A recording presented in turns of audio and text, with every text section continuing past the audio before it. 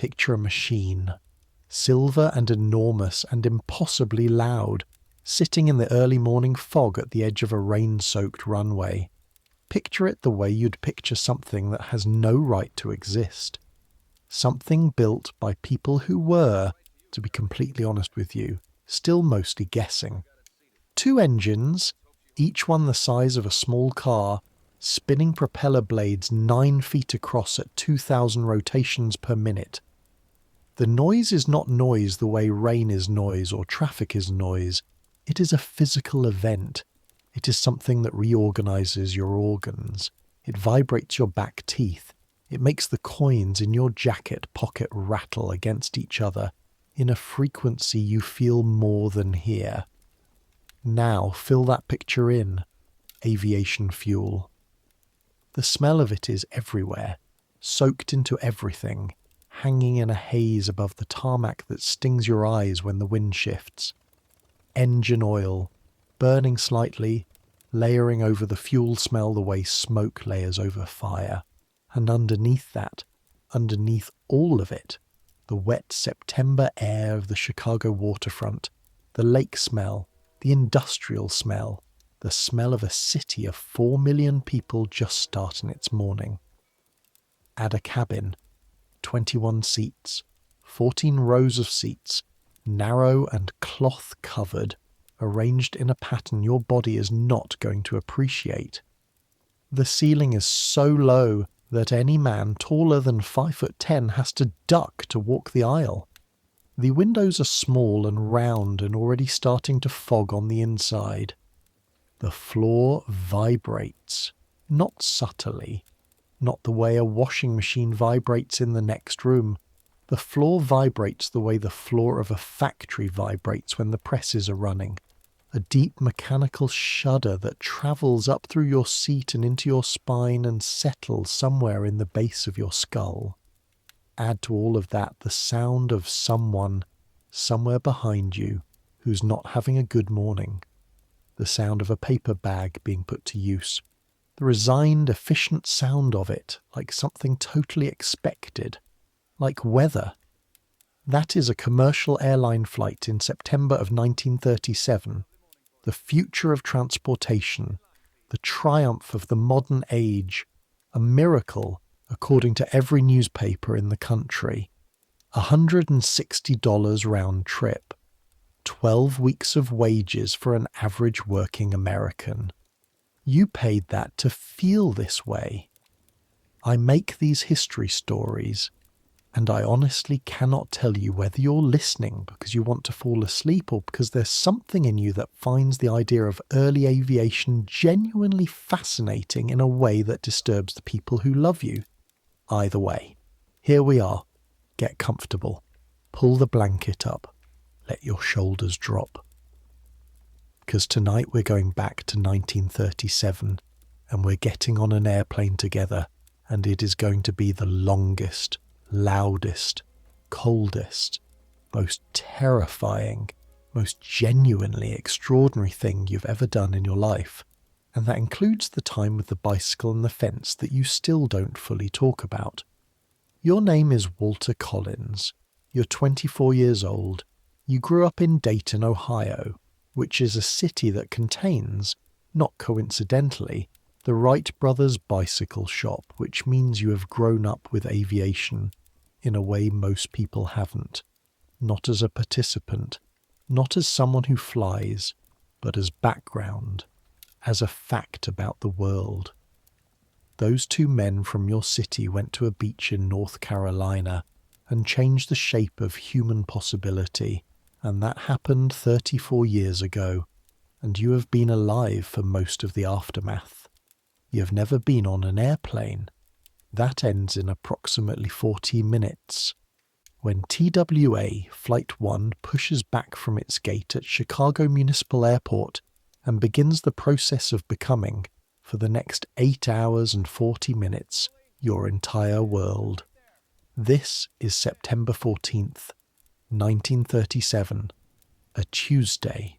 The kind of Tuesday that has no right to become the day your life divides into before and after, and yet here it is. You arrived in Chicago yesterday by train from Dayton, because the sales territory your company assigned you covers the Midwest, and Chicago is the hub of the Midwest, the way the sun is the hub of the solar system.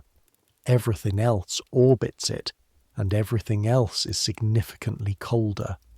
You work for a company called Midwest Precision Manufacturing, which makes industrial fasteners, bolts, screws, specialized hardware for the auto industry, for aircraft manufacturers, for appliance companies, good, honest metal things that hold other things together. You've been a junior sales representative for 14 months. You're not yet good at it, but you are getting there. Your boss, a man named Frank Heller, who communicates exclusively through notes left on your desk, sent you to Chicago to meet with a buyer from Illinois Steel who wanted samples of the new stainless line. That meeting happened yesterday afternoon and went, you think, reasonably well.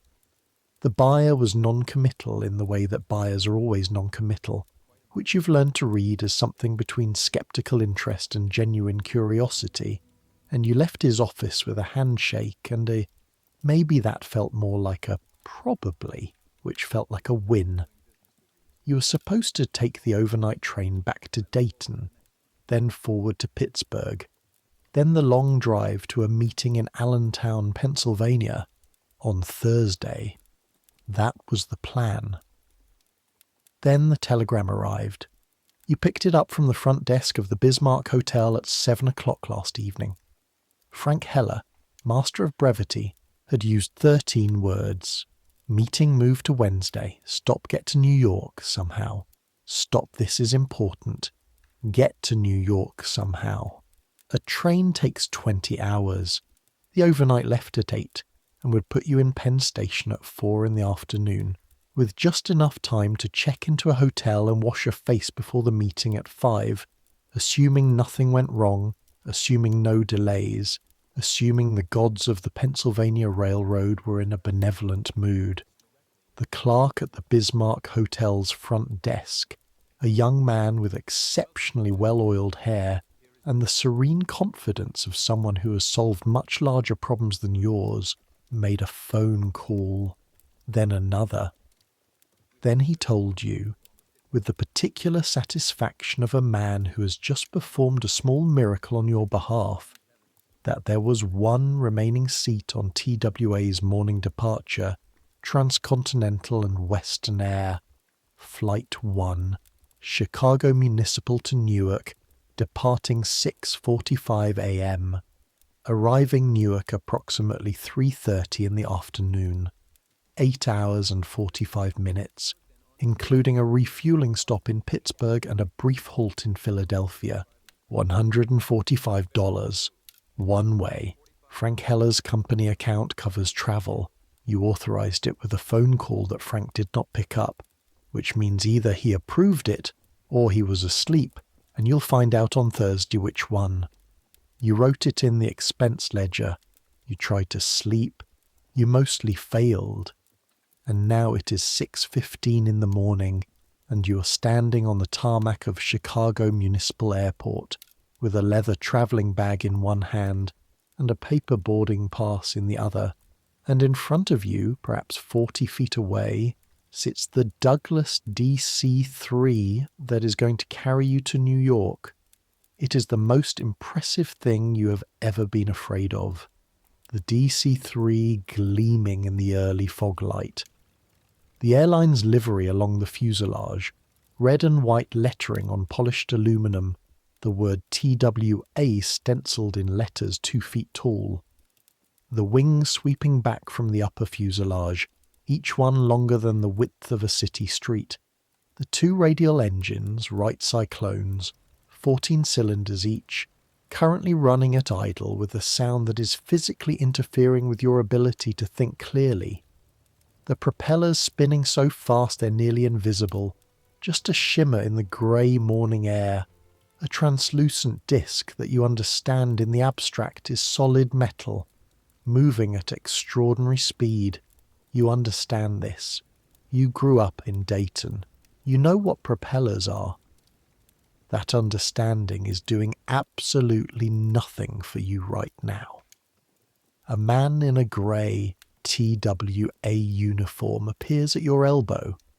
He takes your bag without asking and loads it into a cargo compartment in the belly of the aircraft. You watch your bag disappear and feel an irrational worry that you will never see it again. This is not a rational thought. You push it aside. There are 14 other passengers boarding. You watch them the way you'd watch any group of strangers in a situation that makes you want to gauge the local level of comfort. Some of them look comfortable. A man in a cream-coloured linen suit, 60-ish, silver-haired, who boards with the ease of someone who does this twice a week.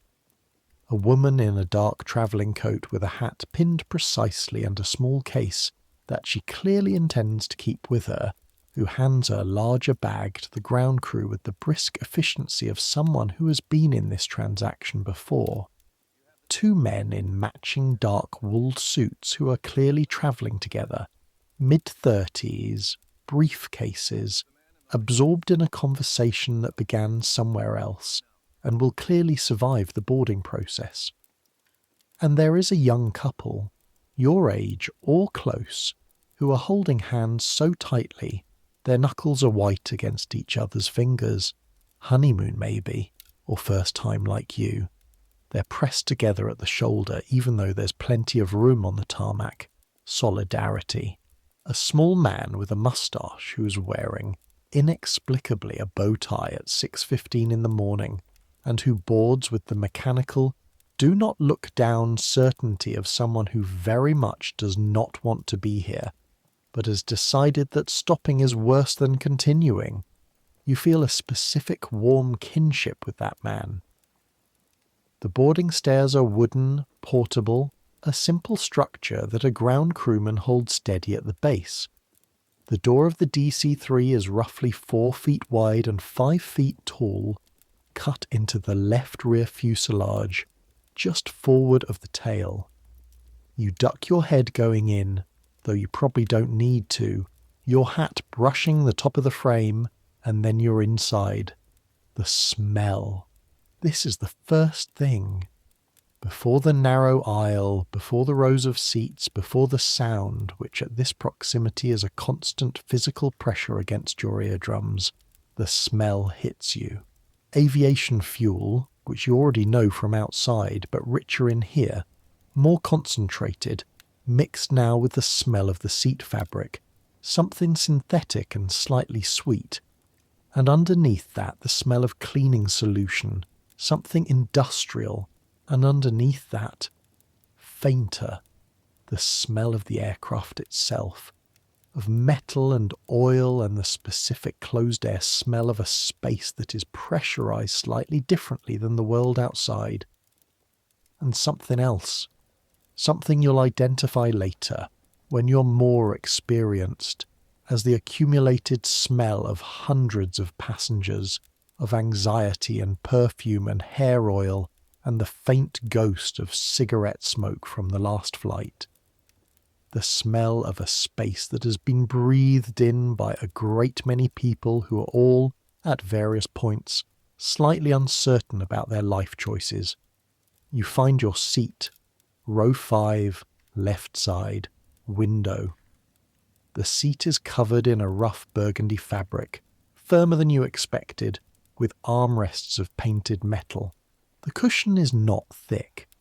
Your knees touch the seat back in front of you, just barely. The row pitch not quite enough for a man your height to be comfortable over any significant stretch of time. The window is a rounded rectangle, the glass thick and slightly distorted, framed in rubber gasket. Through it you can see the left engine, close enough that the oil residue on the cowling is visible in streaks, and beyond that the wingtip, and beyond that the fog-softened geometry of the airport. You settle in. You put your briefcase under the seat in front of you. You put your hat in your lap because there's no rack for it. Or rather, there is a small rack overhead, but several bags have already been shoved into it and there's no room. The man next to you, window on the right side of the aisle, is already in his seat. He's 50-ish, the catalogue executive type you'll come to know. Dark suit, tie correctly knotted, hands folded in his lap. He nods at you, you nod back. He doesn't offer his name, you don't offer yours. A mutual unspoken agreement that neither of you has the conversational energy for introductions right now. The engines change pitch, not dramatically. A subtle shift in the quality of the vibration, a slight increase in the frequency that you feel change in your chest before your brain processes it as sound. The aircraft moves, not the lurch of a train, nothing that abrupt. A smooth, almost gentle tug backward as the ground crew disconnects the chocks and a tractor takes up the slack on the tow bar, pulling the DC-3 back from its parking position. Then the tractor disconnects and the engines do the work themselves, and you are rolling. Slowly. Taxiing across the wet concrete of Chicago Municipal Airport in the early morning fog, the September air thick and low and close, the runway lights glowing amber in the grey light. A young woman in a TWA uniform appears from the forward section of the aircraft. She's perhaps 23, dark hair under a neat cap, wearing the airline's uniform with the precise neatness of someone who takes professional appearance seriously. She's carrying a clipboard. Her name, she tells the cabin in a voice clear enough to cut through the engine noise, is Miss Helen Marsh. She is your stewardess for the flight to Newark. She thanks you for flying TWA, the Lindbergh line, and she explains several things in rapid practice sequence. The emergency exits, the location of the life vests. Life vests, you think, we're flying over land. What does she think the Ohio River is going to? The no smoking policy until airborne, the paper bags in the seat pocket in front of you, which she refers to not as airsickness bags but as comfort bags, with a particular care in the phrasing that suggests she's very aware of what they're for and very committed to the euphemism. She makes eye contact with each passenger as she speaks. When she reaches you, her gaze holds for perhaps a half-second longer than with the others. She has done this enough times to recognise first-timers. You're extremely obvious. She smiles. Just briefly. Then moves on. The comfort bags.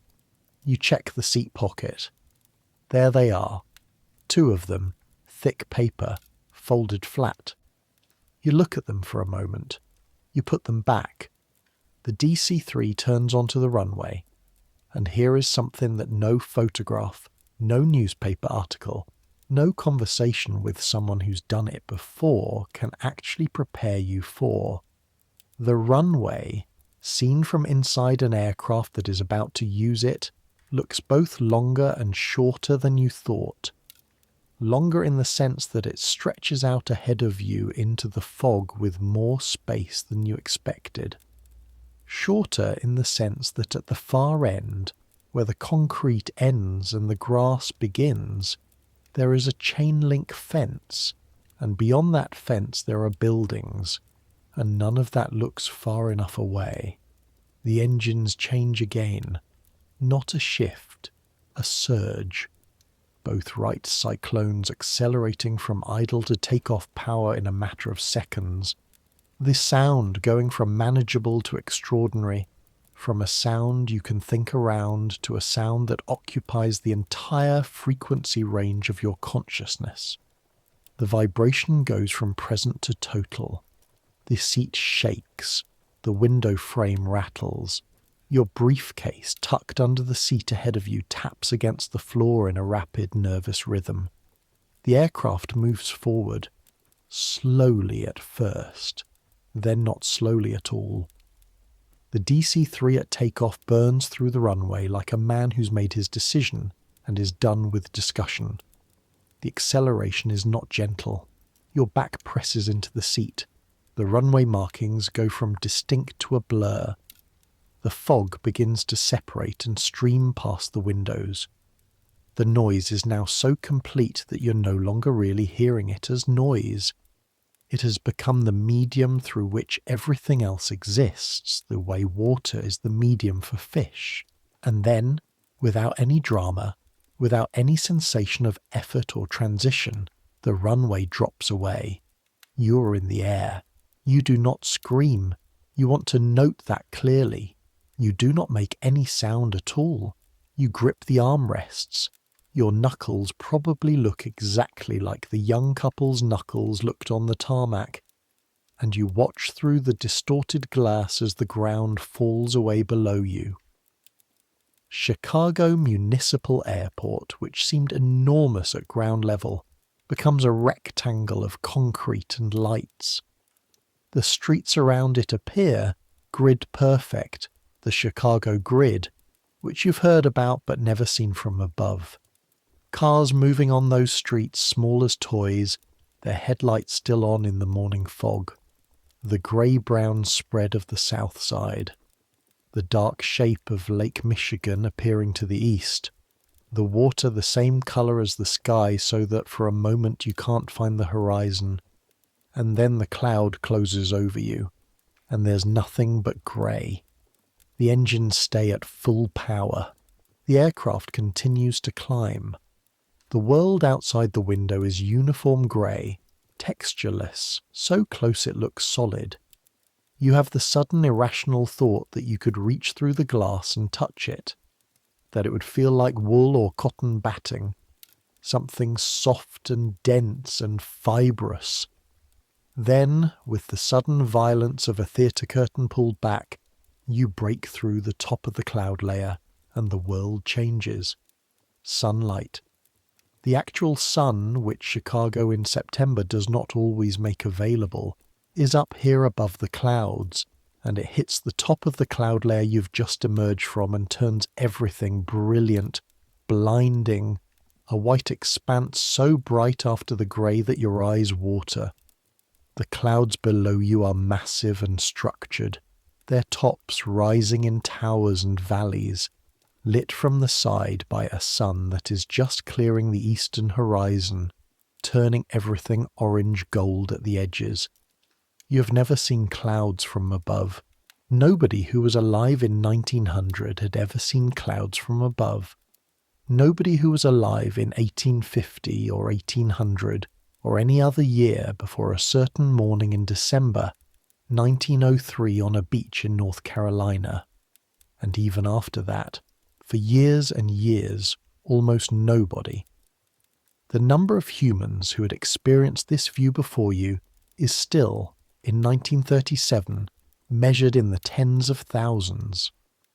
In the history of the entire human species, this view, this specific thing you are seeing right now through this rattling oval window, has been available for 34 years. Your grandfather never saw this. His grandfather never saw this. Nobody in your family going back 100 generations, going back to the beginning of recorded history, ever saw this. You press your face slightly closer to the glass. Your breath fogs it immediately, and you wipe the fog away with the back of your hand, leaving a smear, and you look at it again.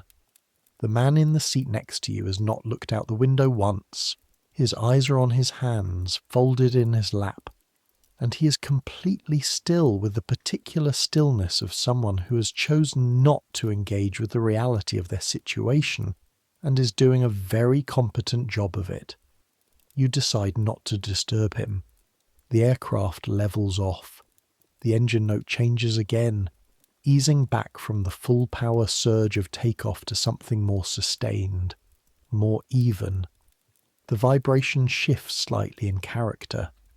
The steady, total, all-encompassing roar that will be the background of your entire day settles into a rhythm that your brain begins, slowly, to process as something like quiet.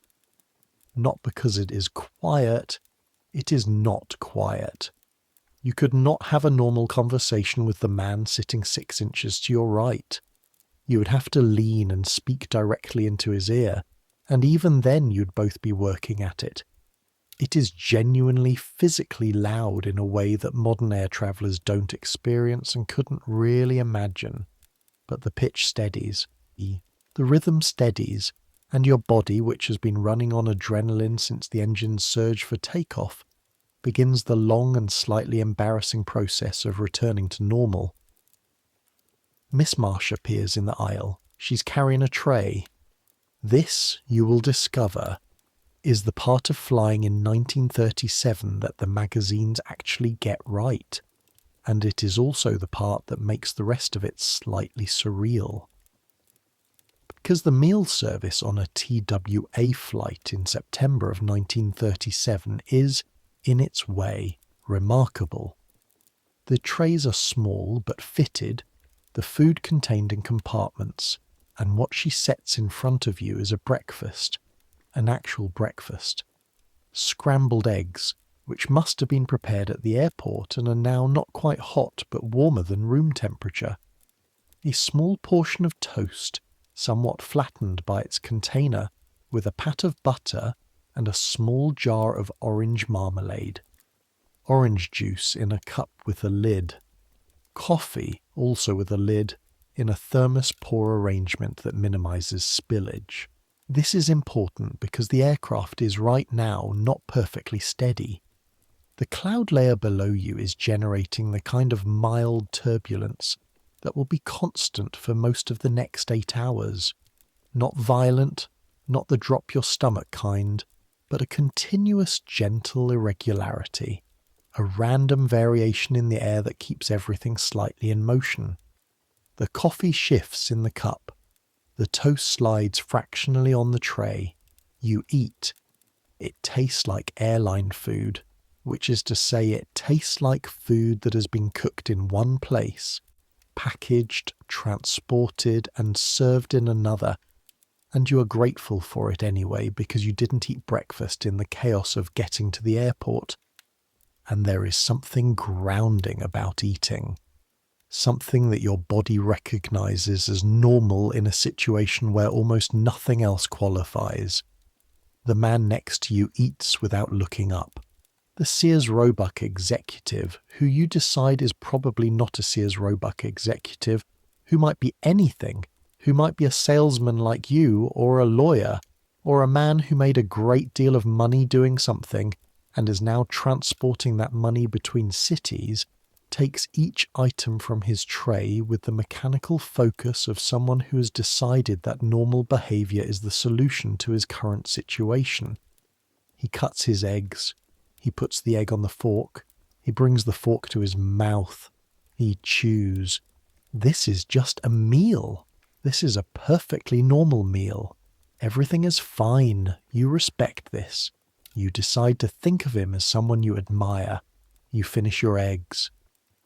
Miss Marsh comes back through and collects the trays. You get the coffee. You keep the coffee. The coffee is not good. It's the particular kind of not good that exists at the intersection of airline thermos and long cooking time. But it is hot, or at least warm, and at 9,000 feet over northern Indiana, warm is not something you want to dismiss. Indiana. You're probably over Indiana now, though you can't see the ground through the clouds below.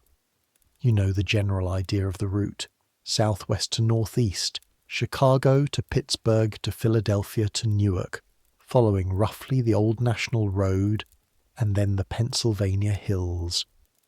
You have a map in your briefcase, a road atlas that someone at the hotel gave you, that you folded open to the relevant page before boarding. You'd planned to track your progress on it. The cloud cover makes this somewhat theoretical. You know Indiana is happening below you. You take it on faith. There is something interesting about the sensation of flight at cruise altitude that no ground transportation prepares you for, and that interesting thing is this. There is no sensation of speed. None.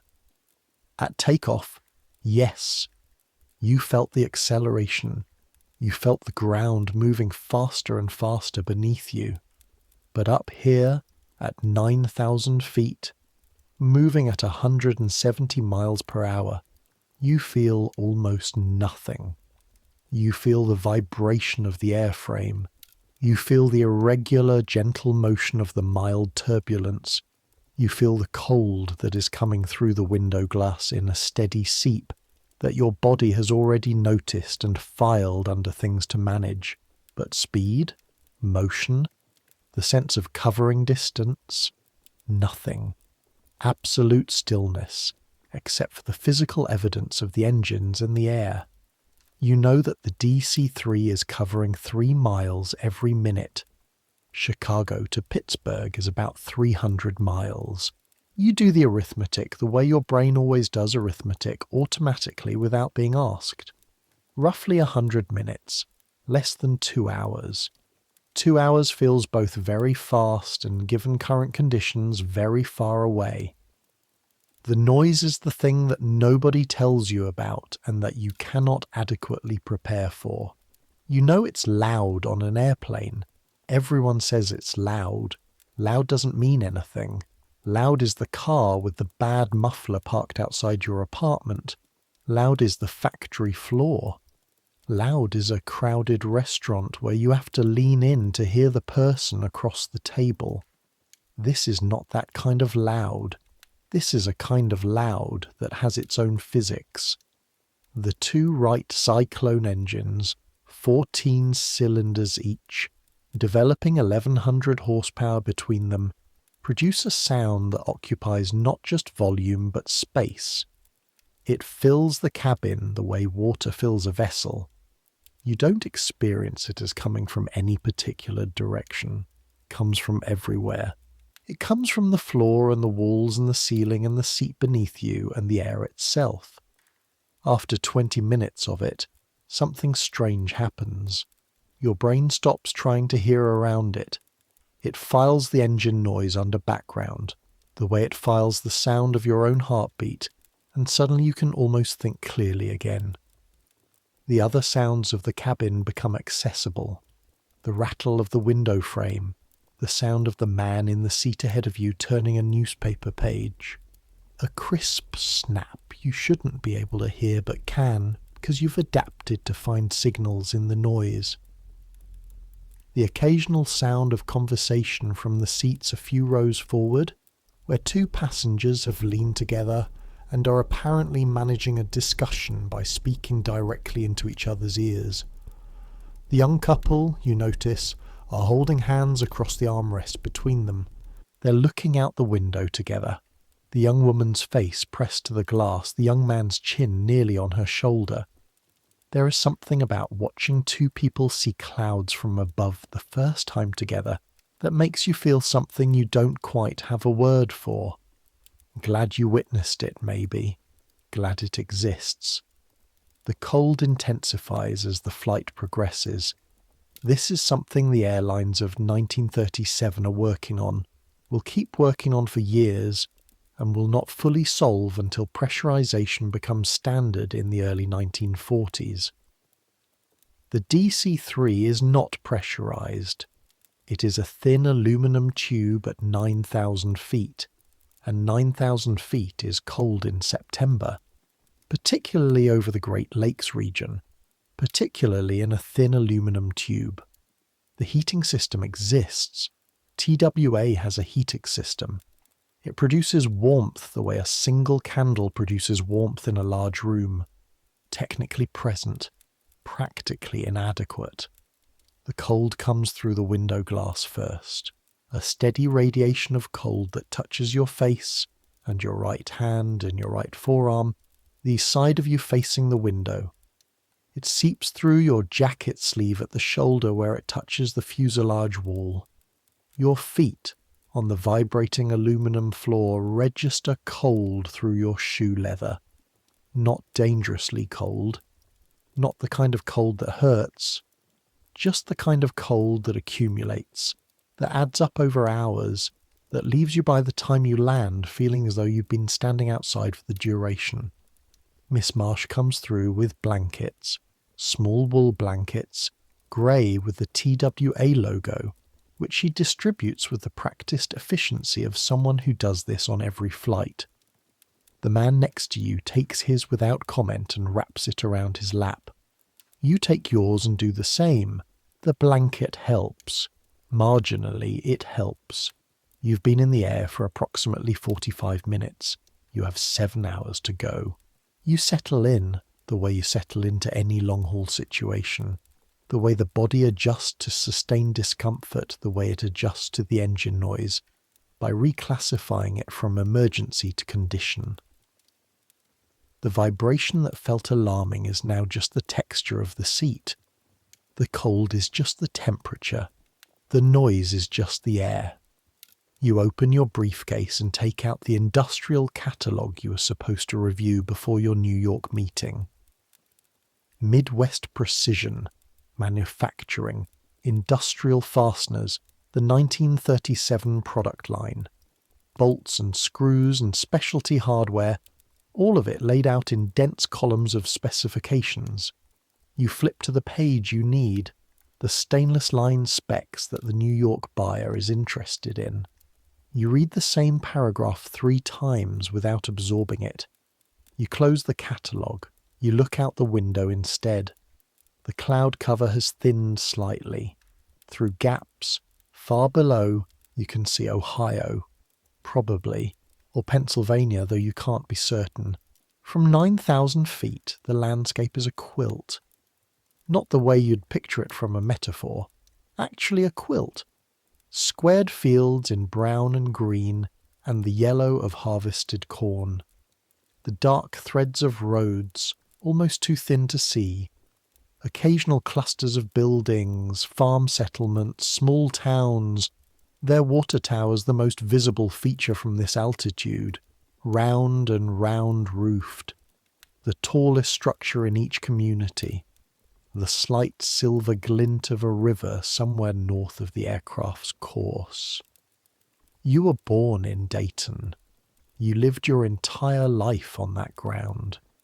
You drove those roads, walked through towns like those towns, pumped water from a well not so different from the hydraulics that fill those towers.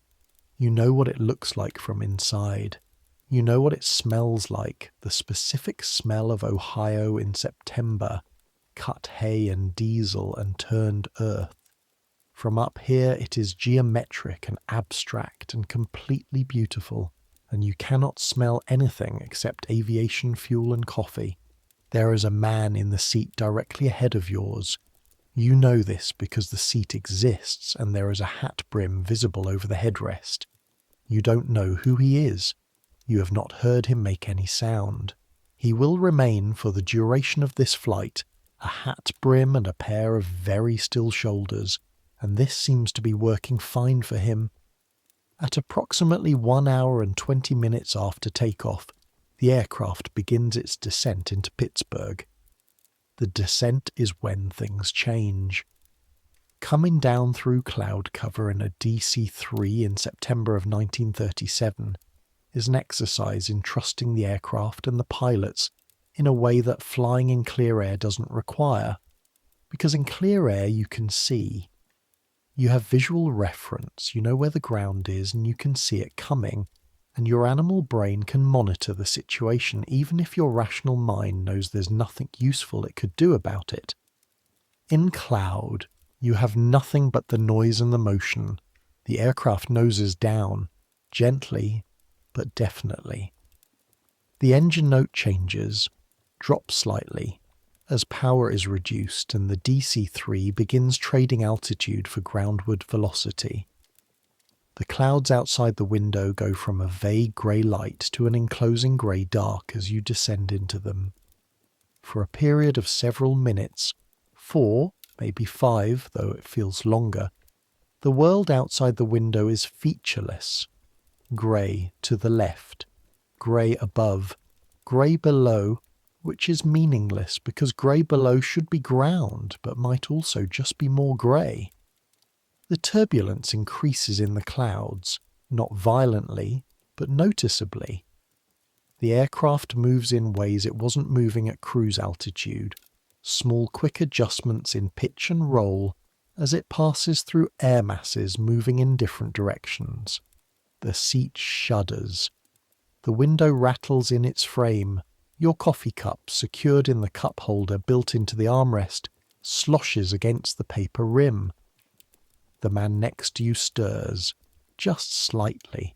He adjusts his grip on his own hands, which are still folded in his lap. His knuckles don't look white, but his fingers press a little tighter. You come out of the cloud. Pittsburgh appears below and to the left with the drama of something that had been hidden and is now revealed all at once.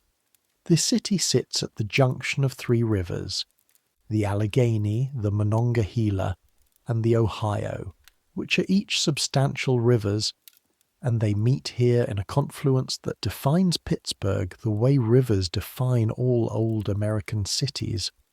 The city itself is built on hills, which means it stacks rather than spreads, the buildings climbing up slopes that in a flat country city would simply be streets. The bridges. Pittsburgh in 1937 has more bridges per square mile than any city in the world. And you learn this not from a plaque or a brochure, but from looking at it from the air and thinking, there are an extraordinary number of bridges. These steel mills are immediately visible. On both sides of the Monongahela, along the river banks, the mills are operating, and at 9 in the morning they are in full production, and the smoke from their stacks rises in columns that catch the morning light and turn it amber and orange and brown. The smoke is so thick in places that it creates its own weather, its own low cloud, lying along the river valleys in a smog that gives the whole city a burning quality, as if the ground itself were slowly combusting. Pittsburgh smells. Even up here, as the aircraft descends further and the air thickens, you begin to smell it.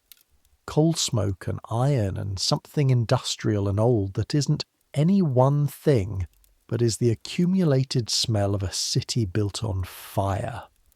Not unpleasant exactly, just overwhelming. Pittsburgh smells like the future looks in the paintings they put in the engineering buildings, the paintings where men in overalls pour molten steel and everything glows heroically. Allegheny County Airport appears below the right wing. The landing approach takes you over the southern part of the city, low enough now that you can see individual buildings, see cars on the roads, see the patterns of streets that in a grid city would be predictable, but in Pittsburgh are the wild geometry of hills and rivers and the logic of wherever people could find flat ground. The runway. The aircraft banks gently, aligning itself. The engines drop further in pitch. The ground comes up, not fast, but with the steady approach of something that doesn't stop. Your feet press against the floor. Your hands press on the armrests. It is not panic. It is the reasonable response of a body that has never done this before and is not completely convinced that landing is something that happens successfully. The wheels touch, not smoothly. Pittsburgh in 1937 has a concrete runway that is perfectly adequate for the purpose but's not glassy, and the DC-3's main gear contact is firm. You feel it through the seat, a definite solid thump that the entire airframe participates in, followed by the creak and flex of the landing gear absorbing the load, followed by the nose wheel coming down in a secondary contact that's slightly softer, and then you are rolling, and the engines are reversing their contribution to forward motion. The propellers still spinning but now acting as brakes, and the aircraft slows from flying speed to rolling speed to taxi speed in a few hundred feet of Pennsylvania concrete. You unclench your hands. The man next to you exhales. Not dramatically, just once, controlled through his nose, a small personal reckoning. "Good landing," he says. The first words he's spoken since the gate in Chicago. "Yes," you say. You're not completely sure what makes a bad landing exactly, which means you don't have enough baseline to evaluate this one. But it felt like landing, which is the main criterion. Allegheny County Airport is smaller than Chicago Municipal. A single terminal building, low and functional, with the practical architecture of something built to work rather than impress. Ground crew in overalls are already moving toward the aircraft. The tarmac here smells differently from Chicago. Less lake air, more industrial, more river, more coal.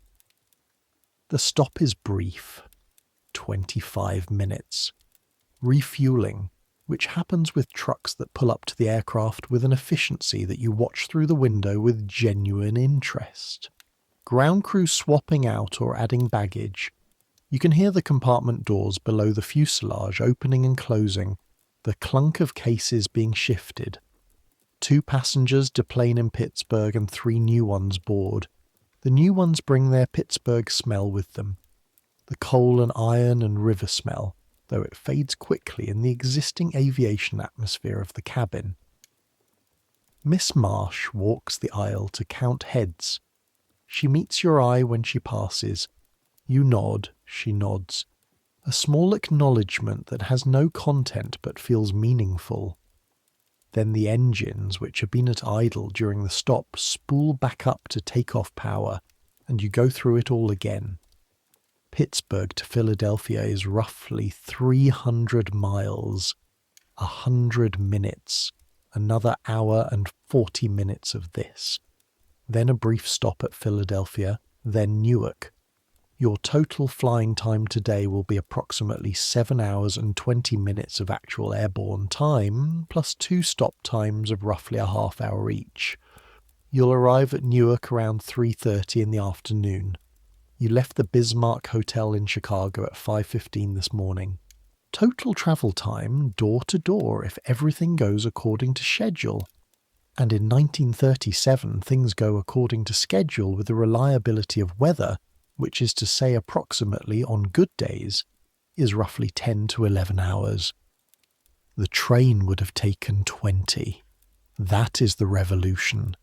That is what is changing the world right now in 1937, right here on this aircraft. The mathematics of distance, the compression of the continent, a day that would have taken 2 days, a week that would have been 2 weeks. There are people still alive in 1937 who remember when it took 6 months to cross the continent. Wagon trains, the Oregon Trail. Your grandmother's grandmother crossed the Appalachians in a wagon in 1851, and the fact that her great-granddaughter can now do it in an airplane in a few hours would have been, to her, not just impossible but actually incomprehensible. Not a faster version of something she understood, an entirely different category of thing. And here you are doing it in your business suit with a briefcase full of bolt specifications. The irony of this is not lost on you. The second leg, Pittsburgh to Philadelphia, begins in sunshine. The cloud cover that was over Indiana and Ohio has shifted south, and over Pennsylvania the sky is clear, genuinely clear, a brilliant deep September blue that makes the day look like the paintings of the Hudson River School, all light and space and clarity. Through the window you can see the Pennsylvania landscape unrolling below. The long ridges of the Alleghenies run in parallel northeast to southwest. Their forests go in early, October colours at the higher elevations, red and orange above and still green below, the rivers threading through the gaps between ridges, the small Pennsylvania cities tucked into the valleys, Altoona, Johnstown, Allentown further south, each one visible from the air as a dense cluster of buildings surrounded by the geometric evidence of the farms that feed them.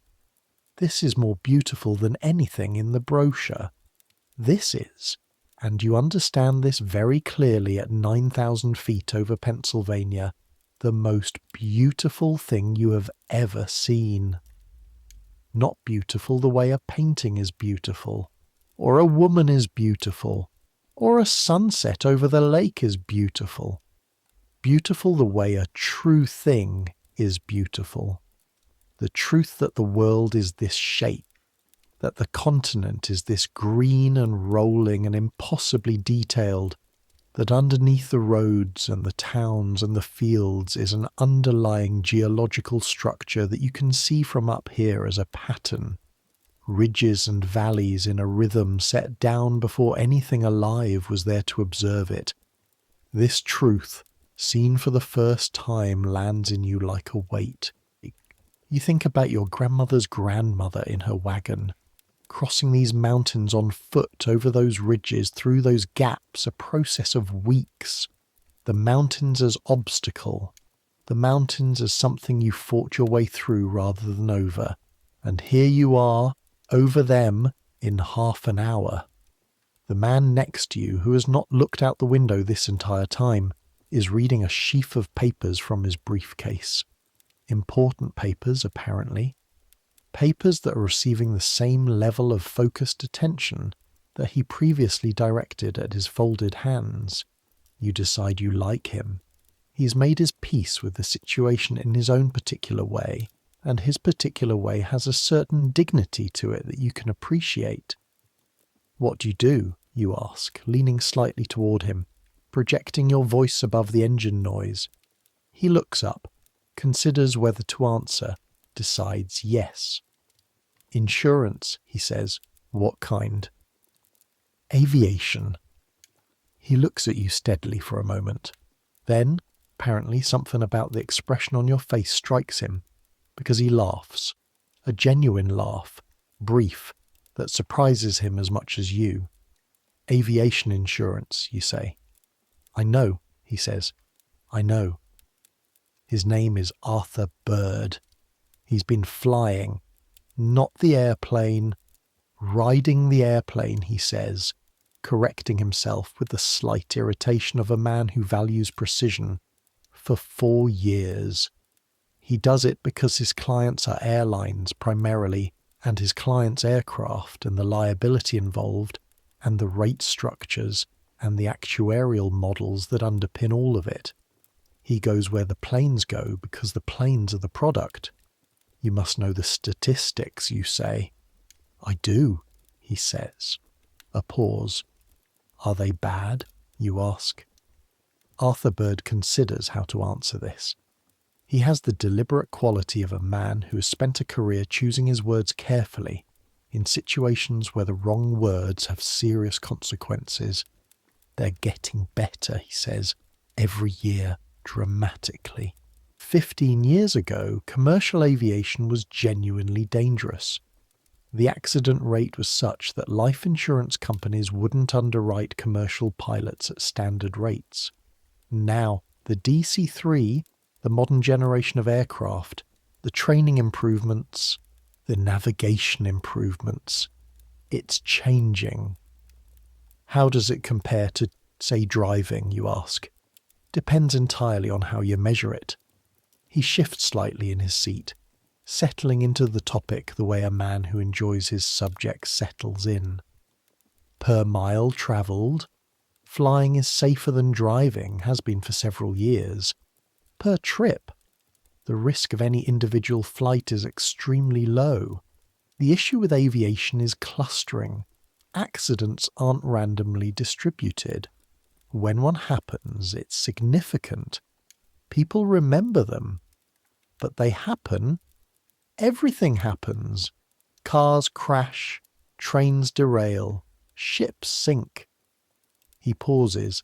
Statistically, the most dangerous part of your day is the automobile ride you'll take from Newark Airport to wherever you're staying in New York. You sit with this for a moment. You're riding the airplane, you say. I'm riding the airplane, he confirms, despite knowing the statistics.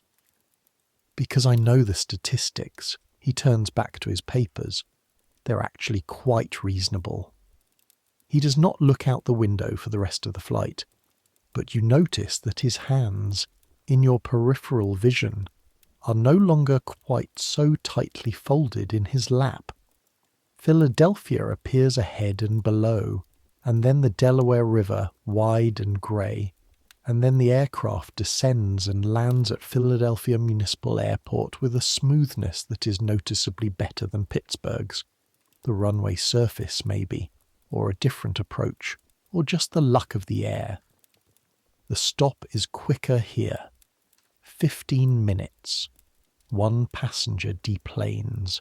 No new ones board, which means Newark is a deadhead leg, the aircraft carrying slightly fewer than it left Chicago with.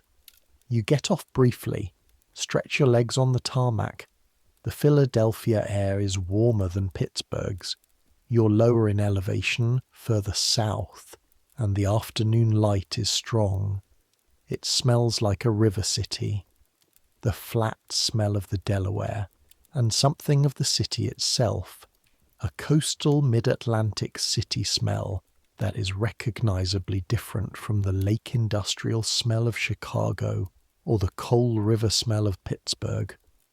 Miss Marsh is standing at the boarding stairs, clipboard in hand. "Last leg," she says. To no one in particular, to the air. Then she catches your eye. "First flight? That obvious?" "You've looked out the window more than anyone else on the entire aircraft," she says. It's not critical. She might be slightly envious. Most regulars stop looking. "That seems like a mistake," you say. "It does to me too," she says, "but you get used to things. You get back on the plane. Newark to Philadelphia is only 90 miles, the last and shortest leg. You're almost there.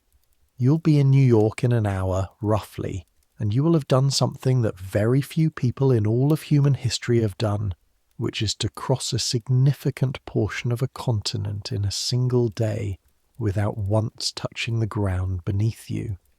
The final leg is straightforward until it isn't. The weather builds from the north. Not a storm exactly, not the drama of a full-blown weather system. Just the kind of coastal weather that New York and New Jersey produce when autumn pressure systems clash over the ocean. A building instability in the air that the pilots would have been monitoring on the weather reports they received at Philadelphia, but that the passengers have no access to and no way to evaluate. You notice it first as a change in the light. The brilliant Pennsylvania blue of the afternoon dulls. Clouds build to the north and east, not the flat stratus of morning, but the vertical kind. Cumulus towers building up through the altitude layer that the DC-3 cruises at, reaching above it in some places. The light takes on the slightly yellow quality that afternoon thunderstorm light has, filtered through the high ice crystals at the tops of the build-ups. The aircraft enters the first band of cloud and the turbulence is different from the morning's gentle wobble. This is sharper, more purposeful. The DC-3 drops a foot, maybe 2, in the space of a second, a sudden loss of supporting air that your stomach records several tenths of a second before your brain does. Then it rises again, abruptly, as if corrected. Drops again, rises. The motion is irregular and quick, a bumping, pitching, rolling combination that the aircraft handles with the structural solidity of something built for exactly this, but that your body is treating as an emergency signal. Your hands are on the armrests. Arthur Bird looks up from his papers, looks at the window, looks at the ceiling, makes a decision. "Turbulence," he says to the air. Normal, common over the coast in September. Whether he's telling you or himself is unclear. The aircraft banks left noticeably, more than the shallow banks you've experienced so far. A deliberate manoeuvre. You feel the pressure change in your seat as the aircraft turns to a heading that takes it south of the primary weather. The pilots, in the forward compartment behind their closed door, have seen something on the weather they received in Philadelphia or simply through the windshield, and they've decided on a different track.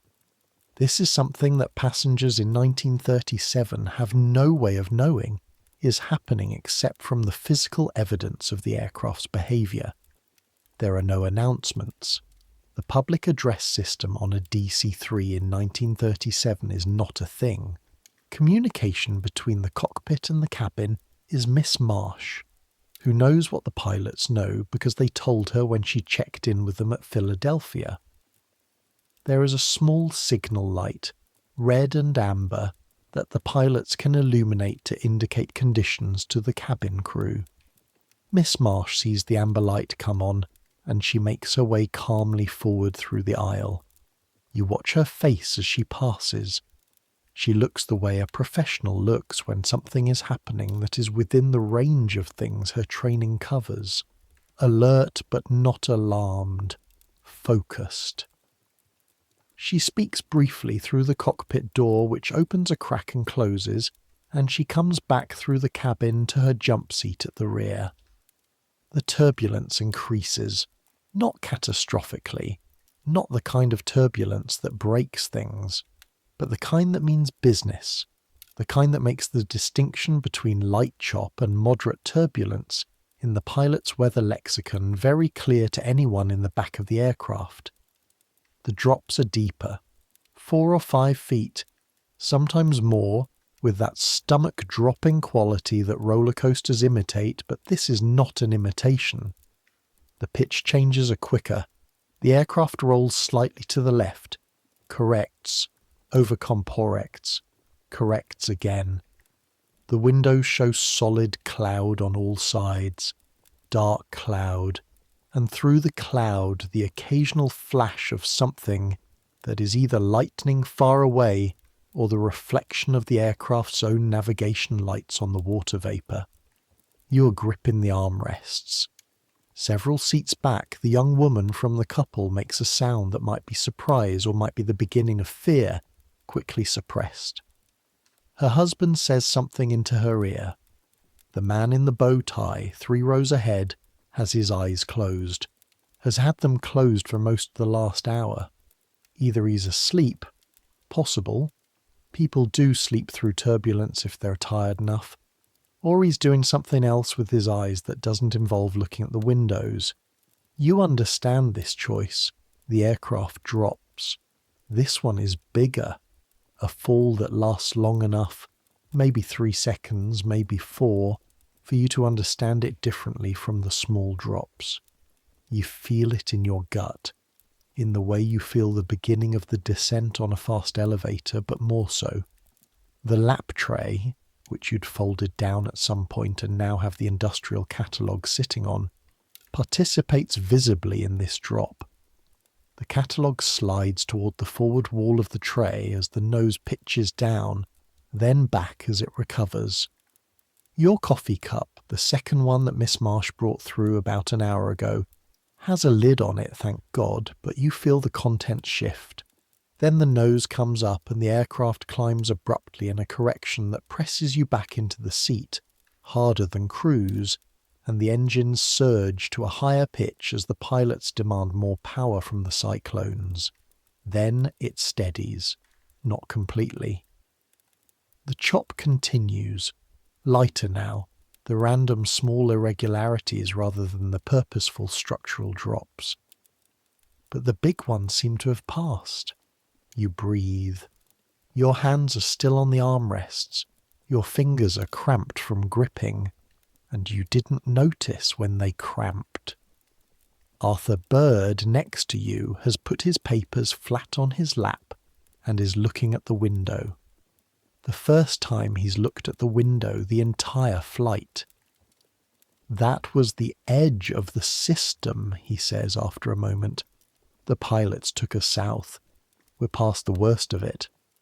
How do you know? Because we're descending, he says. And you realize you are. The engine note has changed again, the power reducing, the nose angling slightly downward with the purposeful angle of the final approach, not the free-fall quality of the turbulence. Newark, you say? Newark, he says. He looks at the window a moment longer. Then he picks up his papers again. He doesn't say anything else. He doesn't need to. He just said something like, "I was watching. I've been watching all along. I know this aircraft and this route and what it can do, and I am still here and the papers are still here and everything is fine." He said all of that through the motion of picking up his papers and going back to work. You take a long breath. Let it out slowly. The cloud breaks.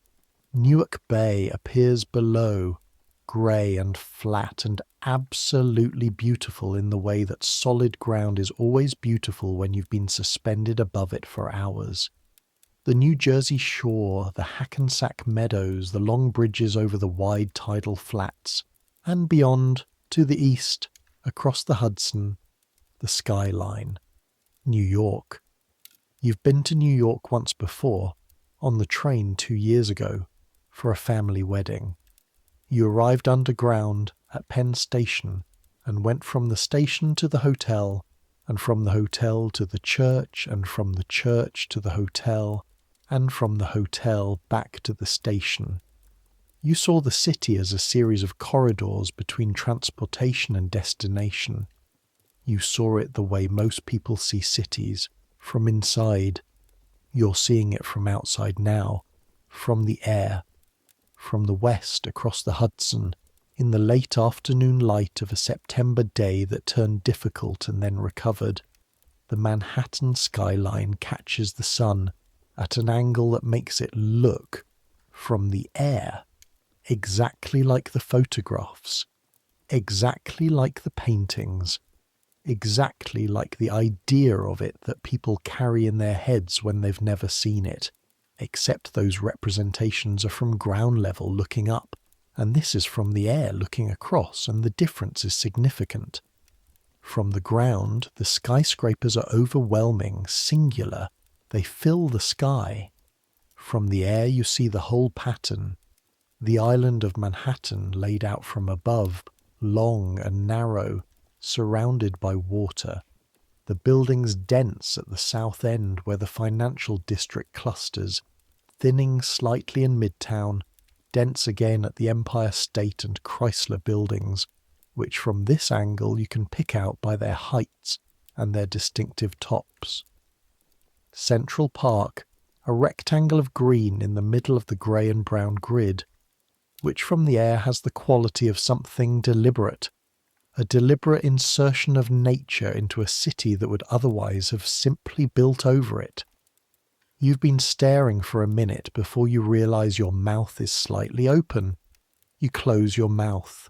Newark Airport appears below the nose, and the descent is steady and the light is golden, and the approach takes you over the bay in a long curved arc, and the runway comes up with the inevitability of all endings, all arrivals, all things that have been building for 8 hours. The wheels touch with the thump that shudders through the airframe. The engines roar with reversed effort. The aircraft slows. The crew and the aircraft and the infrastructure of TWA conspire to bring you to a complete stop on the apron of Newark Airport. You have flown from Chicago to New York in 1 day. September 14th, 1937, 3:47 in the afternoon. You have 7 hours before your meeting tomorrow morning. Arthur Bird is already standing, his coat collected, his briefcase handled, his hat retrieved. He's done this before, and his body knows the sequence without involving him. He looks down at you with the expression of a man who has decided to say something. "You did fine," he says. "First flight. You did fine." "Thank you," you say. "The next one will be easier." He pauses.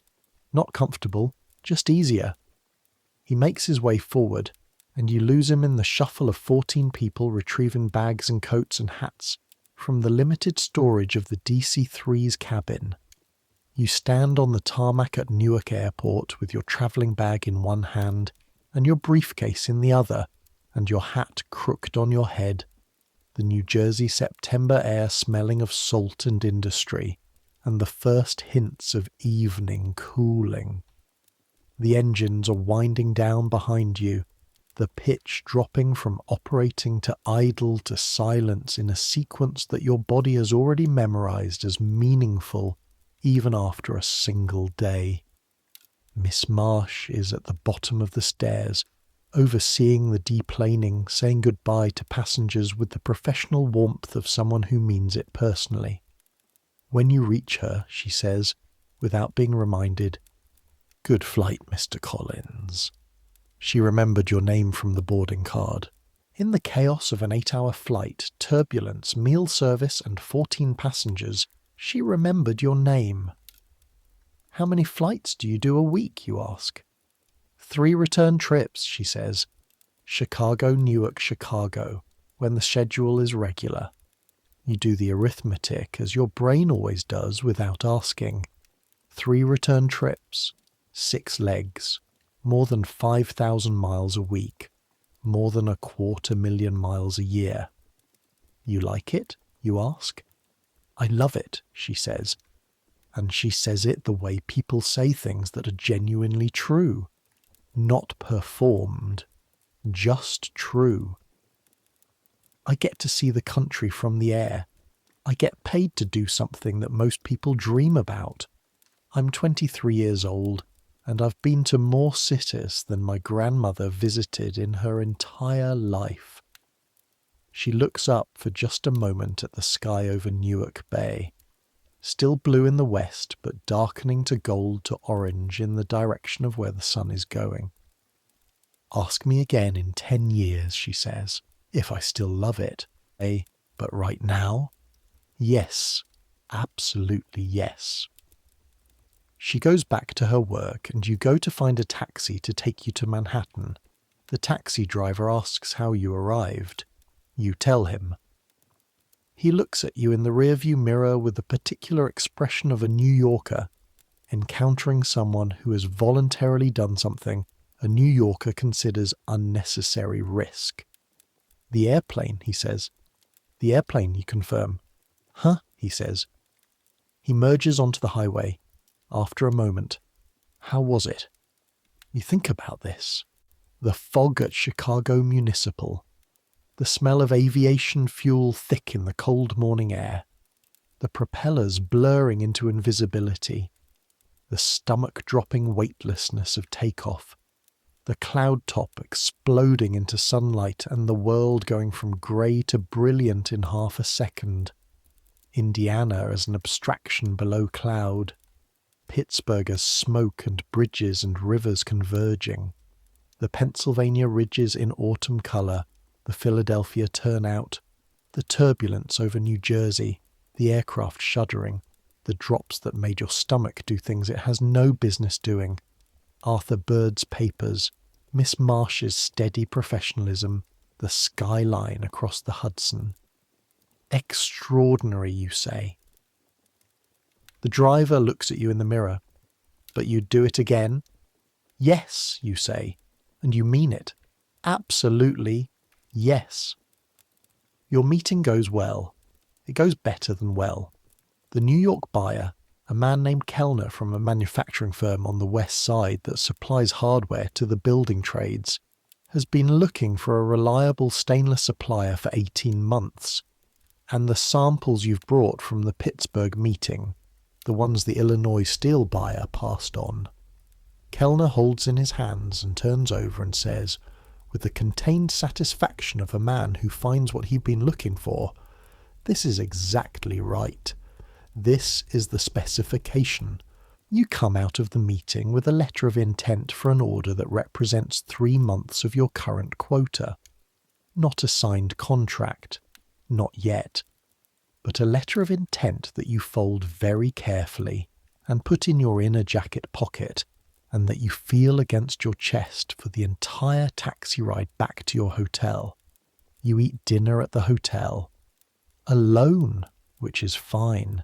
You have the catalogue to review for tomorrow's follow-up calls, which you do conscientiously for exactly 45 minutes before the day claims you completely and you find yourself lying on the hotel bed fully clothed, staring at the ceiling, listening to the sounds of Midtown Manhattan in the evening, which are numerous and overlapping and absolutely nothing like the sounds of Dayton.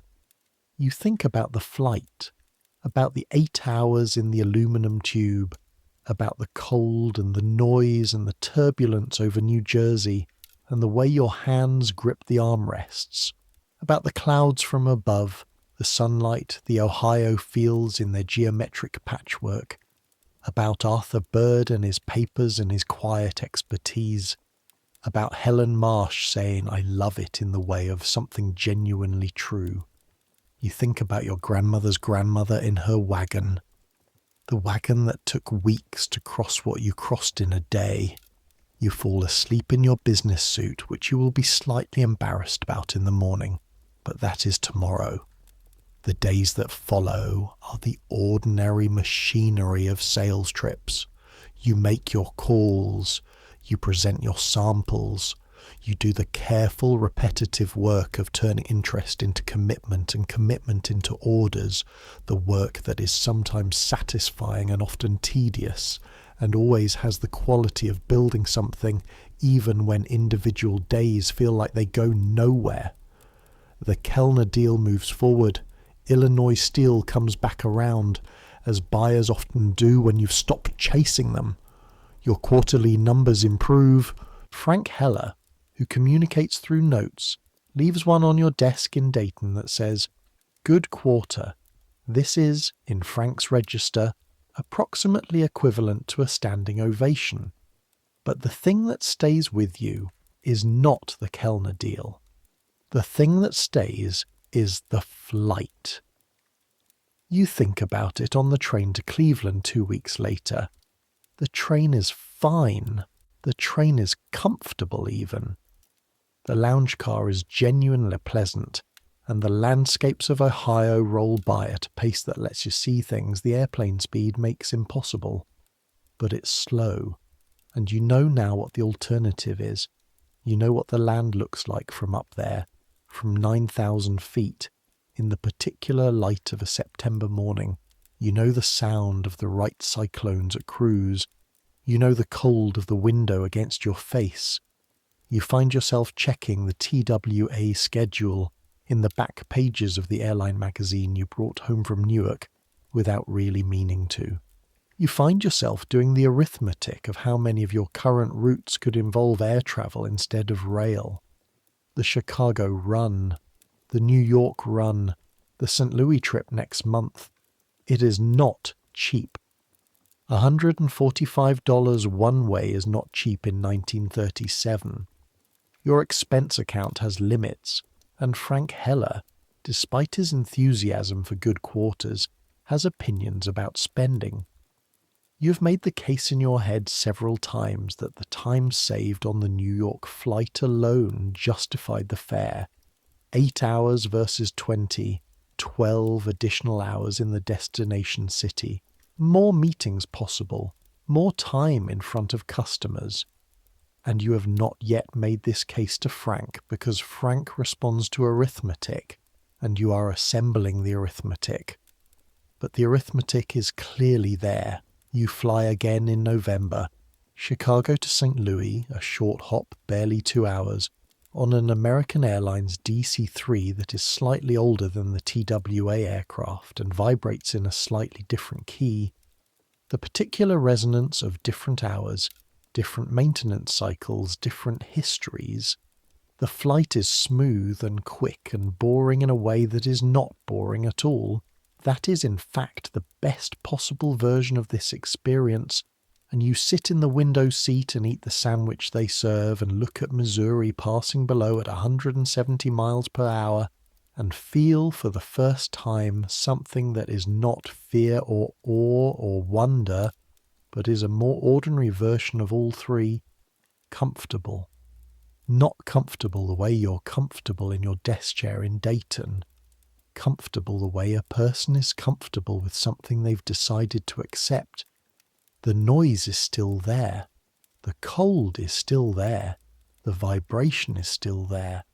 But they've lost the quality of emergency. They've become condition. You're becoming the man who flies. This is a category in 1937. a recognizable type. The businessman who takes to the air when the calendar demands it, who has traded the certainty of the overnight train for the speed of the aircraft, who has made the particular calculation that time is the resource worth protecting. The airlines know this man.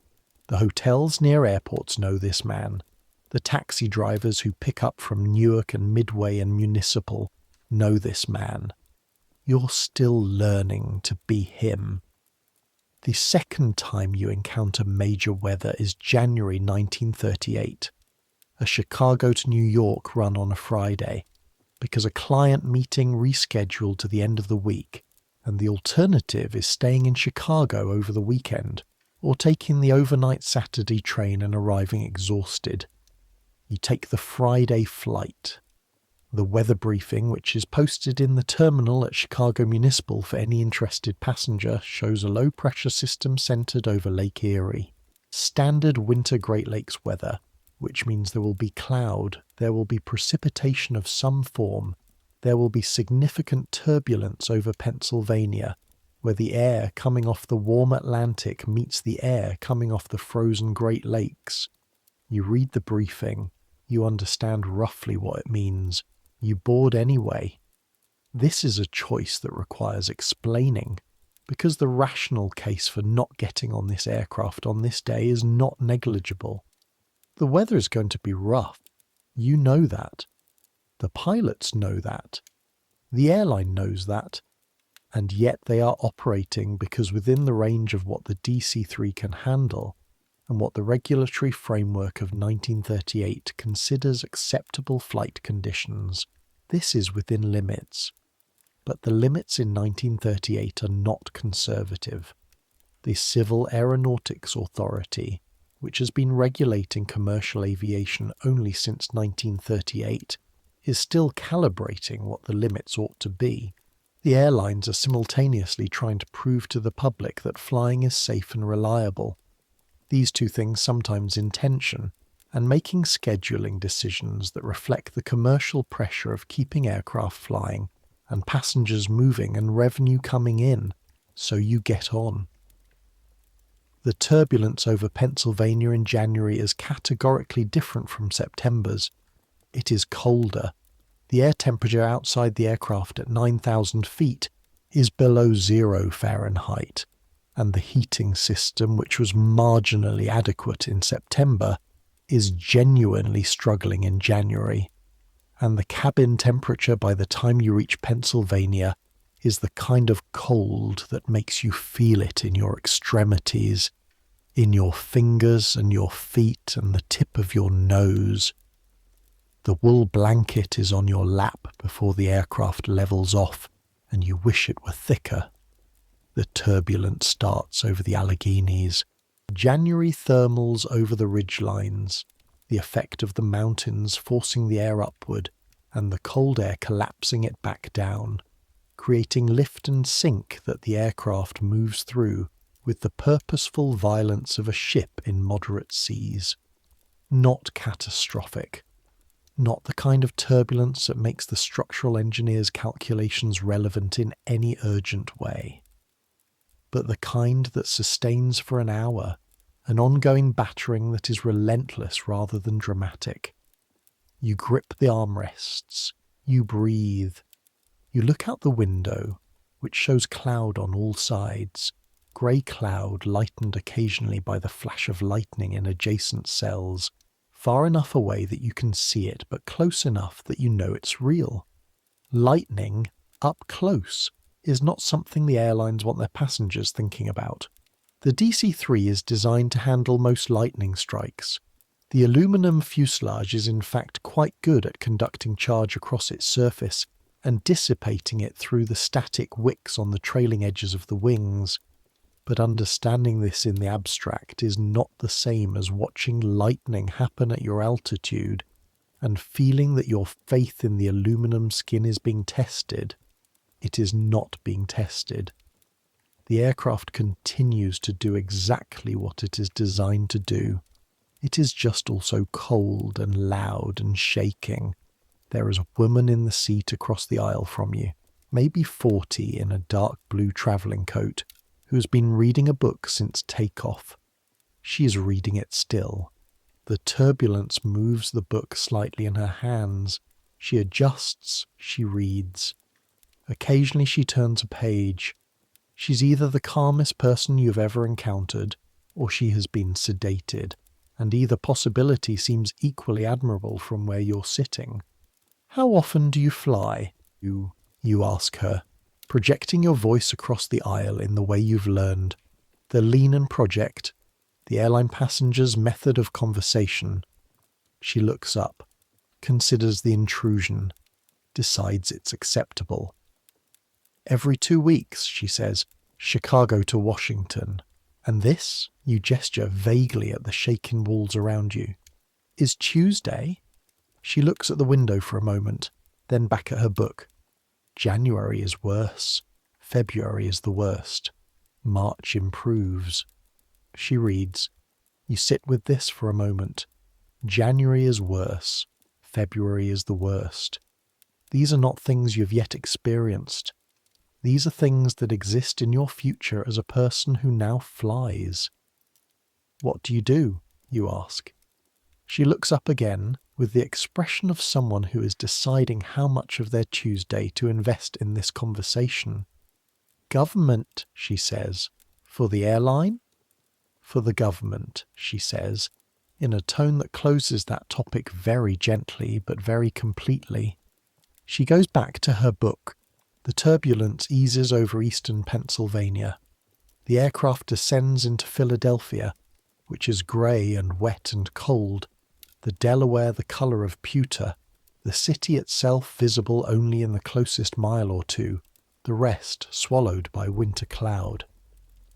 The stop is quick. The woman with the book deplanes here, efficiently, without looking back.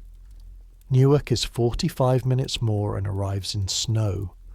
Light snow, the fine, dry kind that blows horizontal in the landing flare. The approach lights showing through a curtain of white. The runway appearing below the nose with less time than you'd like, and the landing firmer than September's, because the pilots are carrying a little extra speed as insurance against the gusty crosswind. But it is a landing, a successful one. The aircraft stops on the runway in January snow, and the passengers deplane into a New Jersey that smells of winter and the Atlantic. You're standing on the tarmac at Newark in the snow, your breath-making clouds, your travelling bag in hand, and you're thinking about what Arthur Byrd said on the first flight. The next one will be easier, not comfortable, just easier. He was right. This one was not comfortable. It was cold and loud and turbulent, and you gripped the armrests over Pennsylvania, and the lightning made you think about things you didn't want to think about. But you were not afraid in the way you were afraid in September. The fear had compressed, become smaller, more specific, less total. You are afraid of specific things now, of the actual risks, calibrated somewhat by experience, the kind of turbulence that is worth worrying about versus the kind that is just unpleasant, the kind of weather that means something versus the kind that is just discomfort. This is how flying works on you, not by becoming safe necessarily. The DC-3 in 1938 is a fine aircraft, but the accident rate is still what it is, and Arthur Byrd's actuarial tables are real things. But by becoming legible, by ceasing to be total unknown and becoming something with a shape you know, more or less, even if you don't control it. There is, you have to admit, something in this that you are not expecting. There is something you love about it. Not the cold, not the noise, not the turbulence over Pennsylvania in January, but the other things. The cloud top in the morning, the light at altitude, the geometries of the land below, the compression of distance, the specific strange camaraderie of a group of strangers in a small aluminum tube, sharing without discussion the experience of flight, each person in their own way managing the same fundamental improbability that they are in the air, that they have chosen to be in the air, that the air is holding them. You book the March trip to New York well in advance. You book it on TWA, requesting the same departure, the early Chicago municipal flight. It is the only route you have experience with. Familiarity is comfort. The woman at the TWA counter in Dayton, who processes your booking, tells you that the afternoon flight from New York back to Chicago sometimes has a better schedule for same-day return if you're in New York for a morning meeting. "How's the weather on the afternoon return?" you ask. She looks at you with the slight amusement of someone who has heard this question from experienced passengers, but not usually from someone on their third booking. "Better than mornings typically," she says. "The weather systems usually move through overnight. And turbulence? Afternoons in March are usually smoother than mornings. The thermals are more predictable." You thank her. You take your boarding cards. You carry them out of the office with the small satisfaction of someone who is asking questions they didn't know enough to ask 6 months ago. March 1938. The DC-3 breaks through the cloud top over Indiana at 6:53 in the morning, and the world goes from grey to gold, and the cloud surface catches the dawn light from the east, and you are the only one in the cabin looking out the window. Everyone else has done this. You still have not done this enough times for it to stop being the thing it is. The month turns, then the season. Spring in the air over the Midwest is its own particular thing. The thermals build earlier in the day, which means the morning departures from Chicago are often rougher, and the late afternoon returns are often smooth and golden. The aircraft riding stable air over a landscape that is greening visibly week by week. You can track spring from the air the way you couldn't from the ground. Not because spring is invisible from the ground, but because from the ground you experience it locally. Your own yard, your own street. From the air you see it as a wave, a front, moving north and west from the Gulf states up through the Mississippi Valley. The corn country going from brown to pale green to the full confident green of a Midwestern summer. You begin to track your regular customers by geography in a different way, not by drive time, which is what every salesman uses on the ground, but by flight routes. Who is on the Chicago-New York corridor? Who can be reached on the St. Louis leg? Whether the Cleveland trip justifies air, or whether the train time is short enough that the premium isn't worth it. You build a mental model of the air routes the way you previously had a mental model of the highways. A customer named Eckhart in Cleveland, who makes conveyor components for the auto industry and has been buying from a competitor for 3 years, agrees to meet you on a Tuesday in April. You take the morning flight Chicago to Cleveland, a shorter leg, barely 90 minutes. And you arrive at his plant by 9:30. Eckhart, who is a heavy-set man in his 50s with the particular confidence of someone who has always been successful and cannot quite explain why, greets you at the reception desk and says, "You fly?" "I fly," you say. He looks at you with a new evaluation. You're 25 years old. You're a junior salesman from a Midwest manufacturer. You fly. These things do not typically assemble. "Good for you," he says. "Come on back." You get the meeting. You don't get the contract that day. Eckhart is the kind of buyer who takes his time, who views rushing as evidence of desperation, who will make his decision when he's ready and not before. But you get an hour that you wouldn't have gotten by mail. And an hour with a man like Eckhart is worth more than 3 weeks of catalogue samples. You fly back to Chicago that evening. The Cleveland-Chicago flight at 5:30 carries the day's last light over Lake Erie, the water going from blue to orange to purple in the sequence of a good September sunset seen from 9,000 feet. The air is smooth. The visibility is extraordinary. You order coffee and sit with it and watch Ohio and Indiana go past below. You've been flying for 7 months. In that time, you've made 9 flights, roughly 25,000 miles. At some point in there, you can't identify the exact flight. You stopped flinching at the sound of the engine starting. You stopped putting your hands on the armrests at the first bump of turbulence. You started, and this one you noticed when it happened, because it surprised you, starting your reading within 5 minutes of takeoff, without waiting to see if anything alarming would develop. You have become the man who reads through turbulence, not Arthur Bird's level, not the level of someone who has made his peace entirely, who can think about insurance actuarials while the aircraft moves through Pennsylvania weather, but a version of the ease that makes the difference between flying as ordeal and flying as transportation. There is a moment that summer, August, on a late flight from New York to Chicago that departs at 7 in the evening and climbs out over New Jersey into a night sky so clear and full of stars that the visual effect is disorienting. From 9,000 feet with no city light below you, the stars have a density and a brightness that is impossible at ground level, filtered as it is through miles of atmospheric moisture and city haze. Up here the atmosphere is thinner and the cities are distant lights, and the stars are just there. More of them than you've ever counted, arranged in the patterns you've known since childhood, Orion and the Dipper and the rest, but surrounded by 1,000,000 more that are usually invisible, visible now because you are, for a few hours, genuinely between the earth and the sky.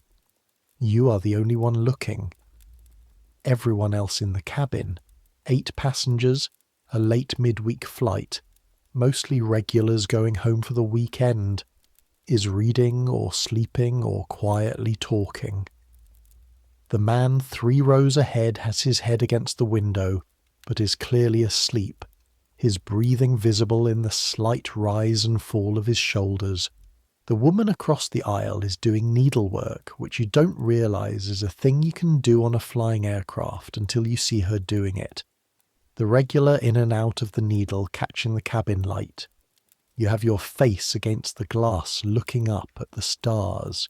You think about Orville Wright, who is still alive, who lives in Dayton, who you have never met but whose city you share, who in 1903 lay face down on a wooden aircraft on a North Carolina beach and flew for 12 seconds and 59 feet, and who is now, in 1938, able to look out his window in Dayton and watch airline aircraft cross the sky regularly, carrying businessmen and government workers and insurance actuaries to their various destinations. 12 seconds and 59 feet. To this, to 800 miles of stars, 35 years. You stare up at the night sky for a long time. Below, Indiana is invisible, no moon, and the small towns and farms down there are generating enough light that you can see the faintest glow on the cloud tops in some places, the suggestion of settlements, but not the settlements themselves, just the ghost of habitation. 35 years of electric light from a nation that in Orville Wright's childhood had been mostly lit by gas and candle. The aircraft flies on. You hear the change in the engine note before you feel the descent. After 8 months, your body has learned the signature sounds of the DC-3's flight phases, the way a sailor learns the behavior of his ship. Not consciously, not as something studied, but as background knowledge, absorbed through accumulated exposure. The power reduction for descent has a quality that is distinct from the power reduction for cruise, and your body knows it.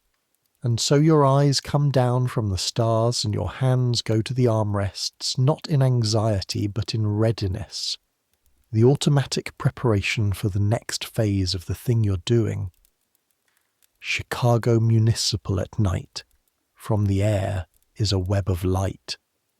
The grid of streets extending in all directions from the central density of downtown.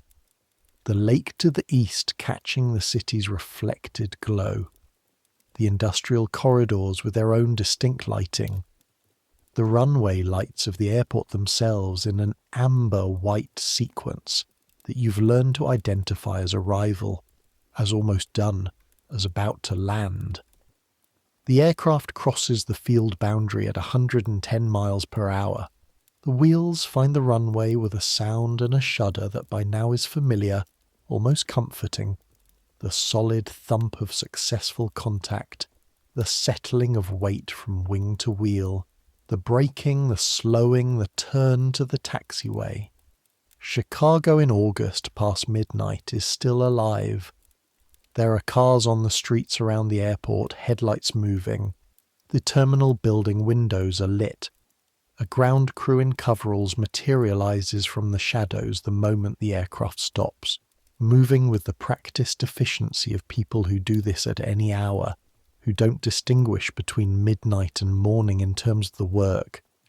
You collect your bag, you button your coat, you step down the stairs and onto the tarmac, and the August night air of Chicago surrounds you, warm and humid, the lake smell and the city smell, and you take a breath of it and feel the vibration of the aircraft's engines in your body. Not from the engines, which are shutting down, but from your own muscles, which have been holding the continuous vibration for 4 hours and haven't quite let go yet. Ground resonance. The way your body holds the memory of the aircraft in its own machinery. This fades in 20 minutes. Your body forgets. By the time you're in the taxi to your hotel, it will be gone. You carry it through the terminal, through the parking area, into the taxi that smells of cigarette smoke and the particular Chicago summer night smell of heat coming off concrete. Airport, the driver says. Coming from, you say. He looks in the mirror. New York? New York. How was it? There it is again. The question that has no adequate answer. That means different things depending on how many times you've been asked it. That in September of 1937 meant something enormous, and in August of 1938 means something different, something earned, something that has the particular weight of experience. Good, you say. Smooth. Any turbulence? A little over Indiana, nothing major. He nods, the satisfied nod of someone who's confirmed his model of how things work. You fly, he drives. Neither of you will do the other thing, and the world makes sense. You look out the taxi window at Chicago in the summer night. The streets you've been walking for a year and a half. The streets you know the way. You know the streets of Dayton, which is to say imperfectly but genuinely, with the specific knowledge of someone who has navigated them in the rain, and the cold, and the heat, and at various hours of the day and night with various states of urgency. You are a person who has been here a year and a half, who flies out and comes back, who knows the AWA counter at Chicago Municipal, and the taxi lane at Newark, and the hotel near the Kellner facility in New York, where they give you the second-floor room with the window that faces away from the street and is therefore quieter. You know things. Not everything, not most things, but the specific things that belong to your specific life. This life that you built from nothing but a letter of introduction and a company car, and the willingness to go where the territory required. Frank Heller leaves a note. Good year. This is, in Frank's register, something close to transcendence. The years are going to keep doing what years do. That is what you learn at 25, 26, 27, watching the seasons change below you at 9,000 feet. The years come and they go and they leave their deposits. A new route added, a new customer converted, a new aircraft type. Boeing, eventually the new 307 Stratoliner that everyone is talking about. with actual pressurization, actual cabin pressure, the first aircraft where you don't need a blanket on your lap for most of the year. A world that keeps changing at a rate that means the aviation you knew in 1937 is already slightly historical by 1940. But the core of it doesn't change. The engine sound, the vibration through the seat, the cloud tops in the morning light, the geometry of the land below, the cold that finds the edges of things, the specific, unreplicable experience of being between the earth and the sky, moving faster than any human body has any right to move, in a machine that shouldn't exist but does, going somewhere that will take you back and then somewhere else. This part doesn't change. This is the part you carry. There is a flight. You remember this one with the specific clarity that some flights earn and others don't.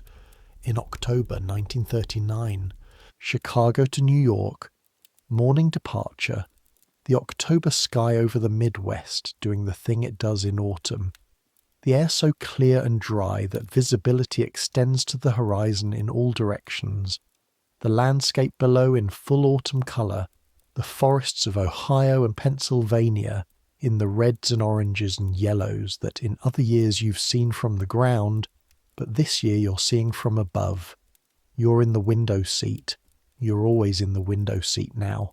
You've been asking for it since the third flight, and you've stopped thinking of it as the preference of a novice who wants to see out. It's your seat. You work in the window seat. You read in the window seat. You watch the country from the window seat and let it do what it does, which is remind you periodically that you're doing something extraordinary, even on the ordinary days. The man next to you is young, maybe 22. His hands are on his armrests and his jaw is set, and he is looking straight ahead with the particular determination of someone who has decided that looking anywhere else is not currently advisable. You recognize this man. You were this man. First flight, you ask. He looks at you sideways, nods.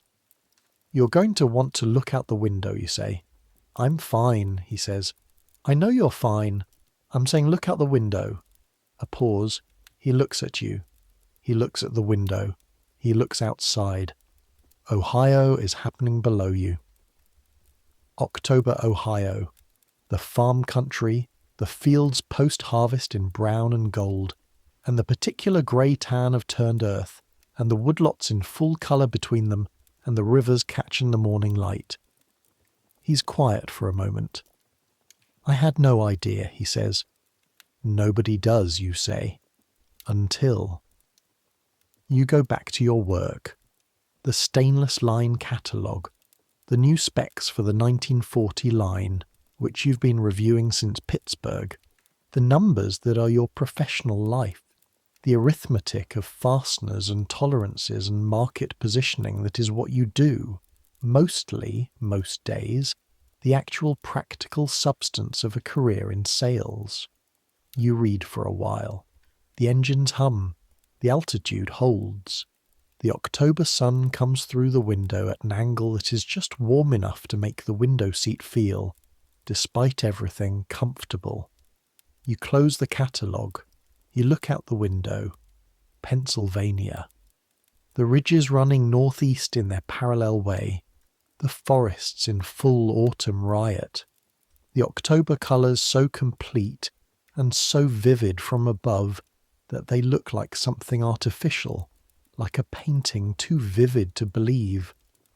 The morning light catches them from the east and they glow. Every individual tree a different frequency of red or orange or yellow, or the last holdout green of things that change later. All of it together making a texture that has no name, a colour landscape that language hasn't adequately handled, because most people don't see it from here. You have seen this now, this view, many times, many flights, many Pennsylvania autumns. It still does this to you. You've learned to let it. The young man next to you is still looking. His hands are off the armrests. His jaw is unclenched. He's leaning very slightly toward the window, the automatic lean of a body that wants to get closer to something it's looking at, the kind of lean you can't really stop if you wanted to. You know that lean. You made that lean the first time. You let him look. You both look for a while in silence that is not silence, because the engines are always there, the constant roar that is the medium in which everything aboard this aircraft exists. But in terms of conversation, in terms of the human content of the moment, it is quiet. Two men in a small oval window looking at Pennsylvania in October. Is it always like this? He asks. Different every time, you say. Better in autumn, but yes. He nods. He doesn't say anything else. He looks for a few more minutes and then, with the slightly self-conscious air of someone who's been caught doing something vulnerable, he sits back in his seat and opens his briefcase and takes out some papers. But he glances at the window again a few minutes later, and again after that. You pretend not to notice. The aircraft flies on. Philadelphia, Newark. The descent through light cloud over New Jersey. The Hudson River appearing. The skyline. The landing at Newark in the sideways October light. The thump and roll and the slowing. The deplaning. The taxi to Manhattan. Another trip. Another day in the machinery. You're 27 years old. You've been flying for 2 years and you've covered, by your rough calculation, somewhere between 60 and 70,000 miles by air, in an era when the average American adult has never set foot on a commercial aircraft, when flying is still understood as the province of the wealthy and the adventurous and the professionally obligated. You have been doing it monthly, sometimes weekly, in all weather, through turbulence over Pennsylvania and ice over Indiana, and the particular atmospheric chaos of the Great Lakes in winter. You're not special. That is the other thing you've learned. You're not more courageous than the people who don't fly. Arthur Bird, who files his insurance papers while the aircraft shakes, is not braver than the man on the overnight train. The woman in the blue coat who reads through lightning is not made of different material. They have simply done it enough times that the fear has a shape, and a fear with a shape is manageable. A fear with a shape can be scheduled around, or included in, or put in the window seat and told to look outside. The things that scare you still, you have a list. It is not long, but it is honest. Ice. The accumulation of ice on the wings in certain cloud conditions, which you've seen on 2 flights now, a thin, clear glaze that builds on the leading edges and changes the aerodynamics in ways the pilot has to manage actively. You can see it forming on the wing surface from your window seat, and you have looked away from it, each time, because watching it form is not something your brain handles gracefully. Engines. The sound an engine makes when it isn't quite right.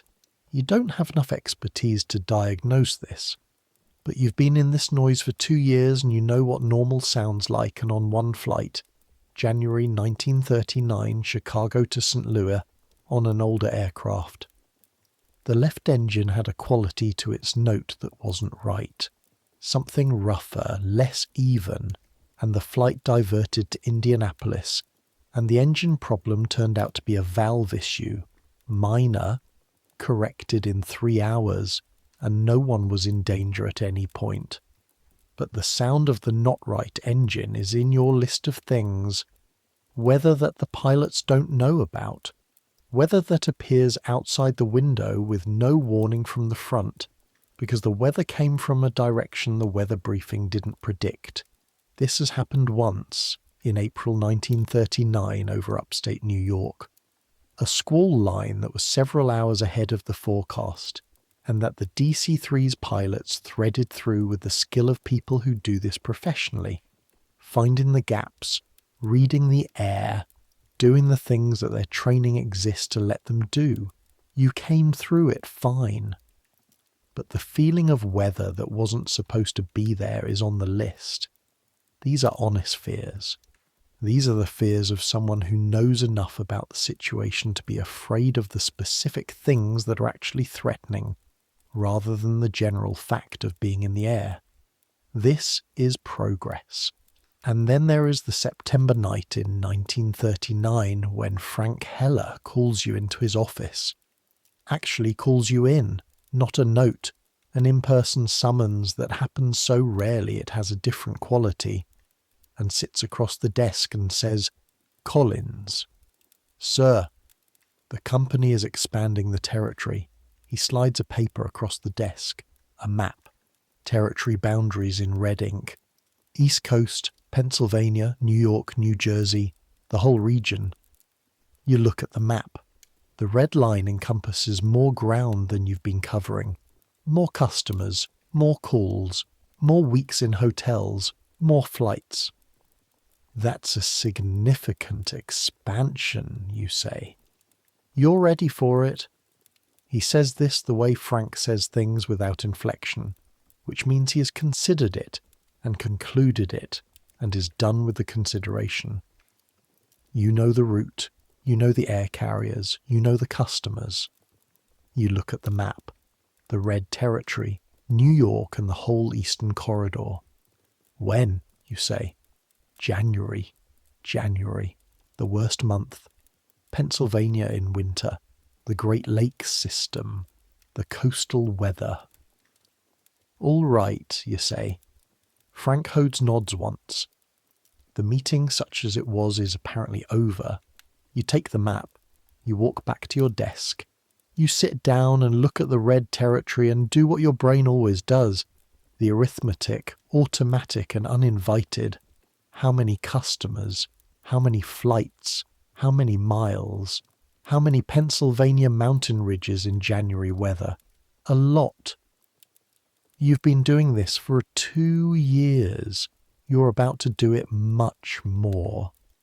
You reach into your desk drawer and find the TWA schedule. You have it memorized now, but you still keep the paper, and you start identifying the routes. Chicago to New York, twice a week minimum. New York to Philadelphia, Philadelphia to Pittsburgh, Pittsburgh back to Chicago. The triangle of it, the circuit that will define your weeks for the foreseeable future. The right cyclones at 9,000 feet in January. The Pennsylvania ridges in winter colour, grey and brown and the dark green of the pines that keep their colour. You will see all of it, more of it than you've seen. You will become more of the man who flies. Outside the Dayton office window, October light falls on the streets you know, the streets of the city that contains Orville Wright's bicycle shop, that contains the beginning of all of this.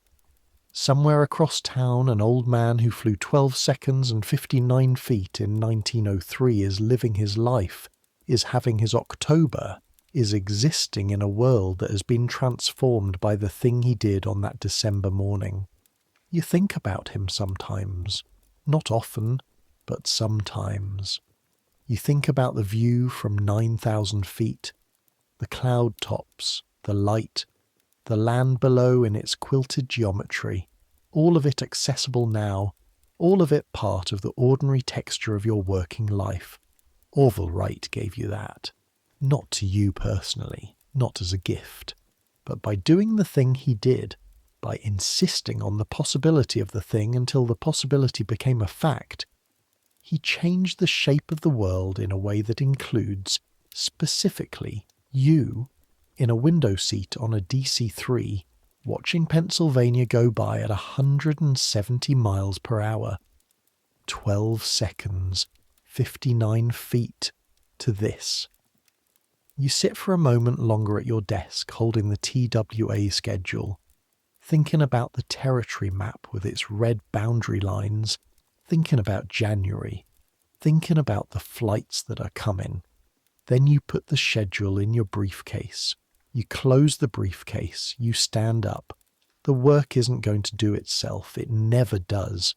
And tonight, Not tonight in 1939, not tonight in your Dayton office, but tonight in the way of these stories, in the way time collapses when you tell it right. Tonight you're coming home from a flight, the last flight of the week. New York to Chicago, late October, the departure pushed back an hour by weather at Newark that cleared by 6 and left the air smooth and cold over Pennsylvania. The sunset catching the tops of the ridges in a last orange before the dark comes up from the east and the stars come out. You're tired. Not the bone-deep tired of January weather or the ragged tired of the 5-city weeks. Just the regular tired of a long week at the end of a long fall. Your feet ache from the walking. Your shoulder, where your bag always hangs, has that end of Friday tenderness. Your eyes are slightly raw from the dry air of the cabin. Chicago Municipal comes up below you, the familiar pattern of the runway lights, the amber-white sequence that means home, and the aircraft begins its long, gentle bank to line up for the approach. The young man sitting next to you tonight, not the same young man as October, someone different, someone from a different Tuesday, but the same young man in the essential way. The first-timer with the armrest grip and the set jaw has relaxed over the course of the flight in the way they always do, slowly, by increments, by evidence that nothing alarming is happening. He's not looking out the window, but his hands are in his lap. This is progress. Chicago, you say. He looks at the window. The city below, the grid of lights, the lake to the east catching the star reflection, the runway lights ahead. We're landing, he says. Few minutes, you say. He looks out the window for a moment. The lights, the lake, the approaching runway. It looks different from up here, he says. Always does, you say. The engines ease back. The aircraft descends. The tires find the runway with the thump and the shudder and the slowing, the familiar sequence that your body knows in its muscles, in the small learned reflexes of a person who has done this enough times that it lives in them. Chicago, home. You collect your bag, you button your coat, you file out through the narrow aisle, past the other passengers gathering their things, through the cabin door and down the stairs to the tarmac. The October Chicago air is cold. Your breath makes a small cloud and dissolves. The smell of the airport, the fuel and the concrete and the night air off the lake is as familiar as the smell of your own apartment, the smell of a place you return to regularly, a smell that means something. The city hums around the airport. Late evening, a Friday, the city doing what it does on Friday evenings, eating, drinking, going home, going out, the million small transactions of a night in a city of 4 million people, none of which involve you directly, and all of which you're part of. You are tired. You are ready to be still. The taxi driver takes you to your hotel without asking where, because you've used this taxi company enough that the dispatcher knows your name and the hotel knows your room, and the front desk will have your key out when you walk in, this small network of familiarity that assembles itself around a life that moves, that accumulates its own geography. The room is the room it always is, clean, functional, slightly too warm, the window looking over the street that is not a loud street, but is also not a quiet street, a city street, with the continuous ambient sound of a city at evening. You open the window a crack. The October air comes in, cool and damp, and the temperature in the room adjusts. You sit on the edge of the bed. Your shoes come off, your jacket, your tie loosened on the aircraft and now fully removed. Your shirt. You find the t-shirt you sleep in and put it on and lie back on the bed, which is soft in the specific way of hotel mattresses, softer than your own bed at home, a softness that you've adjusted to over 2 years of travel, to the point where your own mattress now sometimes feels too firm. The street sounds filter through the window, a car, a conversation somewhere below that comes up in fragments, rises and falls, resolves into laughter, a bus, the groan and sigh of it, the city's own evening heartbeat, steady and varied. Your body is very still. The week is gone. Chicago, New York, Philadelphia, Pittsburgh, Chicago. 5 days. A circuit. The customers, the meetings, the numbers, the arithmetic of the business. All of it done for now. All of it filed and receipted and reported and finished until Monday. You lie still. The ceiling is the ceiling of a hotel room in Chicago, which is to say it is white and slightly textured and has nothing particularly interesting about it. But you lie still and look at it, and your body releases the week in the slow, incremental way that tired bodies release things, tension by tension, layer by layer. Your feet stop aching, just slightly, just enough to register as relief rather than pain. Your shoulder, where the bag has been all week, lets go of something it was holding. Your eyes are heavy. Through the crack in the window, the October air moves in the room, cool and clean as city air ever is, which is to say imperfectly, but cool enough to be good, cold enough at the edges to make the blanket worth having. You pull the blanket up. The street below continues its conversation, the bus, the laughter, the undifferentiated murmur of a city in the evening that has nothing to do with you and everything to do with where you are, with being here, in this room, at the end of this particular week. You close your eyes, the engines are still there. Not actually, not physically, but in your muscles, in the residue of the vibration. The DC-3 that carried you home is still present in your body, the way long days are present in the body, in the specific memory that muscles keep of sustained effort. The hum, the vibration, the pitch and roll of the air over Pennsylvania. Your body releases it, slowly, the way it always does. In the morning there will be the Saturday quiet of the hotel and the unhurried breakfast and the train home to Dayton, because even people who fly take the train sometimes. Even people who love the air choose the ground when they're tired and have no meeting to catch, and Saturday is what it is. But that is morning. Right now there is the ceiling, the October air, the street below, the blanket pulled up to your chin, which is warm now, which has adjusted from the cold of the aircraft to the warmth of the room, which is the right temperature for sleeping.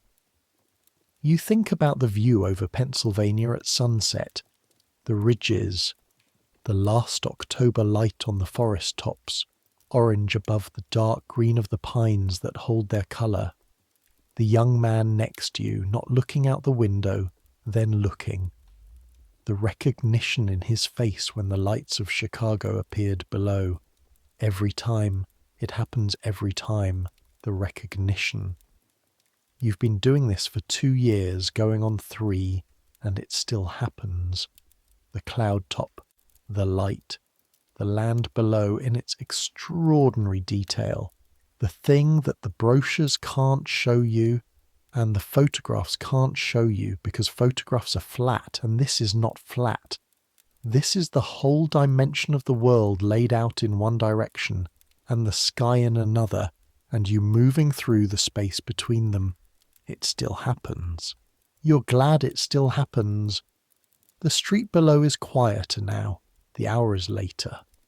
The Friday evening has moved into Friday night, which is more subdued. The restaurant traffic home, the conversations dwindling, the city settling into the lower register of the night. Your thoughts slow. This is the sign. The slowing of the thoughts. The thoughts that were still carrying the week. The customer in Philadelphia who was interesting. The numbers for the Pittsburgh region that need reviewing. the follow-up call you need to make on Monday. Those thoughts are losing their urgency, their energy, their claim on your attention. They're becoming something more like weather, something that exists but isn't demanding anything. They are becoming background noise. You breathe. The room is quiet. The street is quiet. The ceiling is still the ceiling. Outside, the October night of Chicago is doing what October nights in Chicago do. The lake is to the east, as it always is. Flat and grey in the dark, enormous and indifferent in the way of things that are older than anything people have built beside them. The city goes on between you and the lake, lit from above by the cloud reflection of 1,000,000 lights, the perpetual ambient glow that means city. That means human habitation. That means people living their lives in the specific, irreducible way that people live their lives. The stars are up there above the clouds, not visible from here, but there. You know they're there because you've seen them from 9,000 feet. You've seen them from above the city's light, in the places where the aircraft takes you that the city's light doesn't reach. You've seen them the way the ancients saw them, dense and close and arranged in the old patterns, the patterns that sailors used before GPS and railroad timetables and airline schedules, the patterns that meant navigation, that meant home. You carry that with you too. The knowledge of what's above the clouds, the specific visual evidence of a sky that most people on the ground can't access, that you access twice a week, that has become part of the accumulated knowledge of your ordinary life. You breathe again. Sleep is close. You can feel it the way you feel weather coming in. Not an arrival, but an approach. Something that has been building over the last few minutes, accumulating, the room getting slightly more distant, the sounds getting slightly more muffled, the thoughts losing their architecture and becoming something looser. Your grandmother's grandmother crossed the Appalachians in a wagon. 6 weeks. Your boss's father crossed them by train. 2 days. You crossed them today in 90 minutes. What will the crossing be in 50 years? What was impossible to imagine in 1903 is now your Tuesday. What is impossible to imagine now will be someone else's Tuesday in 1990 or 2000 or whatever year it is when the next thing arrives. You can't know. Nobody can. That's all right. You have enough for tonight. The week is over, the blanket is warm, the street below is quiet. The October night is doing its thing outside the window, slowly, steadily, the way nights do their things. The Wright brothers' city is 30 miles south of here. Dayton, Ohio. Your city too, the city you grew up in. The city of your grandmother's house and your high school, and your first job and your first car and the baseball diamond, where you played right field badly for several humid summers. The city that also contains 2 bicycle mechanics who looked at the sky and decided the question wasn't whether it was possible, but how. How? The answer to how is 12 seconds and 59 feet, and then a few years, and then a country crossed in a day, and then a man in a hotel room in Chicago in October 1939, falling asleep while the engines are still present in his muscles, still humming at the frequency of the air. You let them hum. You let the sounds of the street come in through the window crack and do their thing. The city's breathing, the city's night, the vast and indifferent and somehow personal sound of a place that doesn't know you're here, but is here anyway, surrounding you, keeping the dark from being too dark. You let the week go, not forget it, just set it down. Tomorrow it will still be there, the numbers and the customers and the follow-up call for Monday. It will all be there, but tonight it can exist without your management.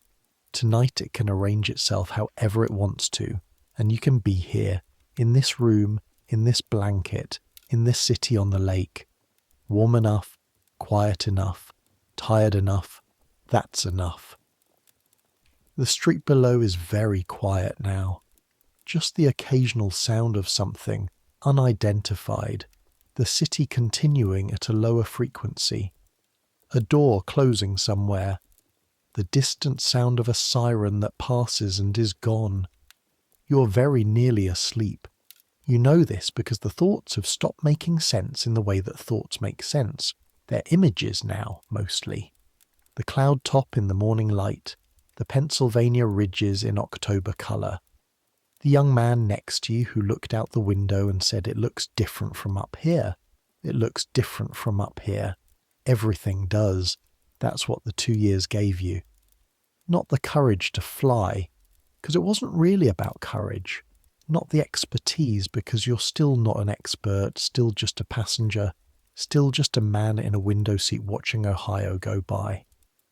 But this, the view, the knowledge that it looks different from up there, that the world you live in has a shape that you can see from the right altitude, and that the shape is beautiful in ways that are genuinely difficult to describe to someone who hasn't been up there. You want to describe it sometimes. You want to say to Frank Heller, or to the buyer at Illinois Steel, or to your mother on the phone from Dayton, you want to say, "The October light on the Pennsylvania ridges at 9,000 feet is a colour that doesn't exist at ground level. It exists only up there, in the angle and the altitude and the clarity of air that hasn't been filtered through a mile of city." But you don't say it. Not usually. It sounds like the kind of thing people say when they've had too many feelings about something. It sounds soft. It sounds like you're trying to share something that doesn't share well. So you keep it. You keep it here, in the place where you keep things that are yours. The view, the light, the sound of the engines at cruise, the specific frequency that you know the way you know the sound of your own breathing. The engines are quiet now. The aircraft is on the ground. It has been for hours. The engines are cold. But you carry them anyway, the way you carry the things that have been in you long enough to leave marks, not consciously, not as something you think about, just as part of the texture of who you are now, a man who flies specifically in the early days of it, when it was still something, when the cloud top was still extraordinary, and the speed was still genuinely fast, and the danger was real enough to make the whole thing feel like it meant something, which it did, which it does. That meaning doesn't change. The meaning of crossing a continent in a day when your grandmother's grandmother took 6 weeks. The meaning of looking down at the geometric fields of Ohio and knowing exactly what they smell like from inside. The meaning of the stars above the clouds on a clear night over the Great Lakes, so thick and close you could reach through the oval window and touch them. You could reach through the oval window and touch them. That's where sleep starts. Not with the decision, not with the deliberate closing down of consciousness, but with the loss of the thread. The thought about the stars unravelling from its logic, losing its punctuation, becoming a sentence without a period. Clouds from above. Orville Wright's bicycle shop. Arthur Bird's papers. Helen Marsh saying "I love it" in the flat, true way of something genuinely meant. The ceiling is very far away. The room is very still. Outside, the October lake does what lakes do in October, which is to say it is vast and dark and cold and completely indifferent to the fact that you are here, falling asleep in a hotel room in a city on its shore. The city breathes. You breathe. The blanket is warm. The week is over. Let it come. Let it take you the way sleep always takes you after the long flights and the long weeks, and the long days that start before dawn, in airports that smell of aviation fuel and end in rooms like this one, in the specific warmth of the done day. Let the ceiling fade. Let the street sound soften into something lower, something without edges. Let the engines that are still humming in your muscles finally go quiet. Let all of it go quiet. The world below the clouds is still there. Ohio is still there. The Pennsylvania ridges are still there. The cities, the farms, the rivers in their old beds, the roads that go somewhere and the roads that go somewhere else, all of it is still there in the dark, waiting for morning, waiting for the light to come back and make everything visible again. You'll be up there tomorrow. Not tomorrow, but soon. Another Monday, another flight, another cloud top. But not tonight. Tonight, there is only the room and the dark and the quiet. The particular quiet that comes after a week of the DC-3's engines. The particular quiet that your body has been waiting for since Monday morning, when the right cyclones fired up at Chicago Municipal in the cold October air and your week began. The quiet is complete now. The quiet is everything. The engines are gone. Centuries will pass. The aircraft you flew will become a museum piece, a relic, the kind of thing people point at through plexiglass barriers and say, imagine flying in that. The airports you walk through will be replaced and then replaced again, growing, always growing, until the terminals are longer than the runways you knew. The DC-3 will give way to the DC-6 and the Constellation, and the 707 and something after that and something after that, each generation faster and higher and quieter and more comfortable, and carrying more people further in less time, compressing the world in ways you couldn't have imagined from your window seat over Indiana in 1937. But someone will still press their face to the oval window. Someone will still see the cloud top break into sunlight and have that specific experience of a world that was grey, becoming brilliant in half a second. Someone will still look at the Ohio fields from altitude and feel the thing you felt, the recognition that the world has a shape that can only be seen from here. Some things don't change. The need to look out the window doesn't change. The way clouds look from above doesn't change. The weight and the warmth at the end of a long week, in a room somewhere, when the body finally puts down what it's been carrying and says, enough, rest, done. That doesn't change either. So let it come. Let sleep come the way it came to every tired traveller before you, in rooms, on roads, and in berths, on trains, and in hammocks, on ships, and tonight in this hotel in Chicago in October in 1939. Let it come the way it will come to every tired traveller after you, in all the years that are still to come, in all the rooms that don't exist yet, after all the flights over all the mountains that are waiting. It's the same sleep. It's always been the same sleep. The one that comes at the end, the one you've earned. Take it. Good night.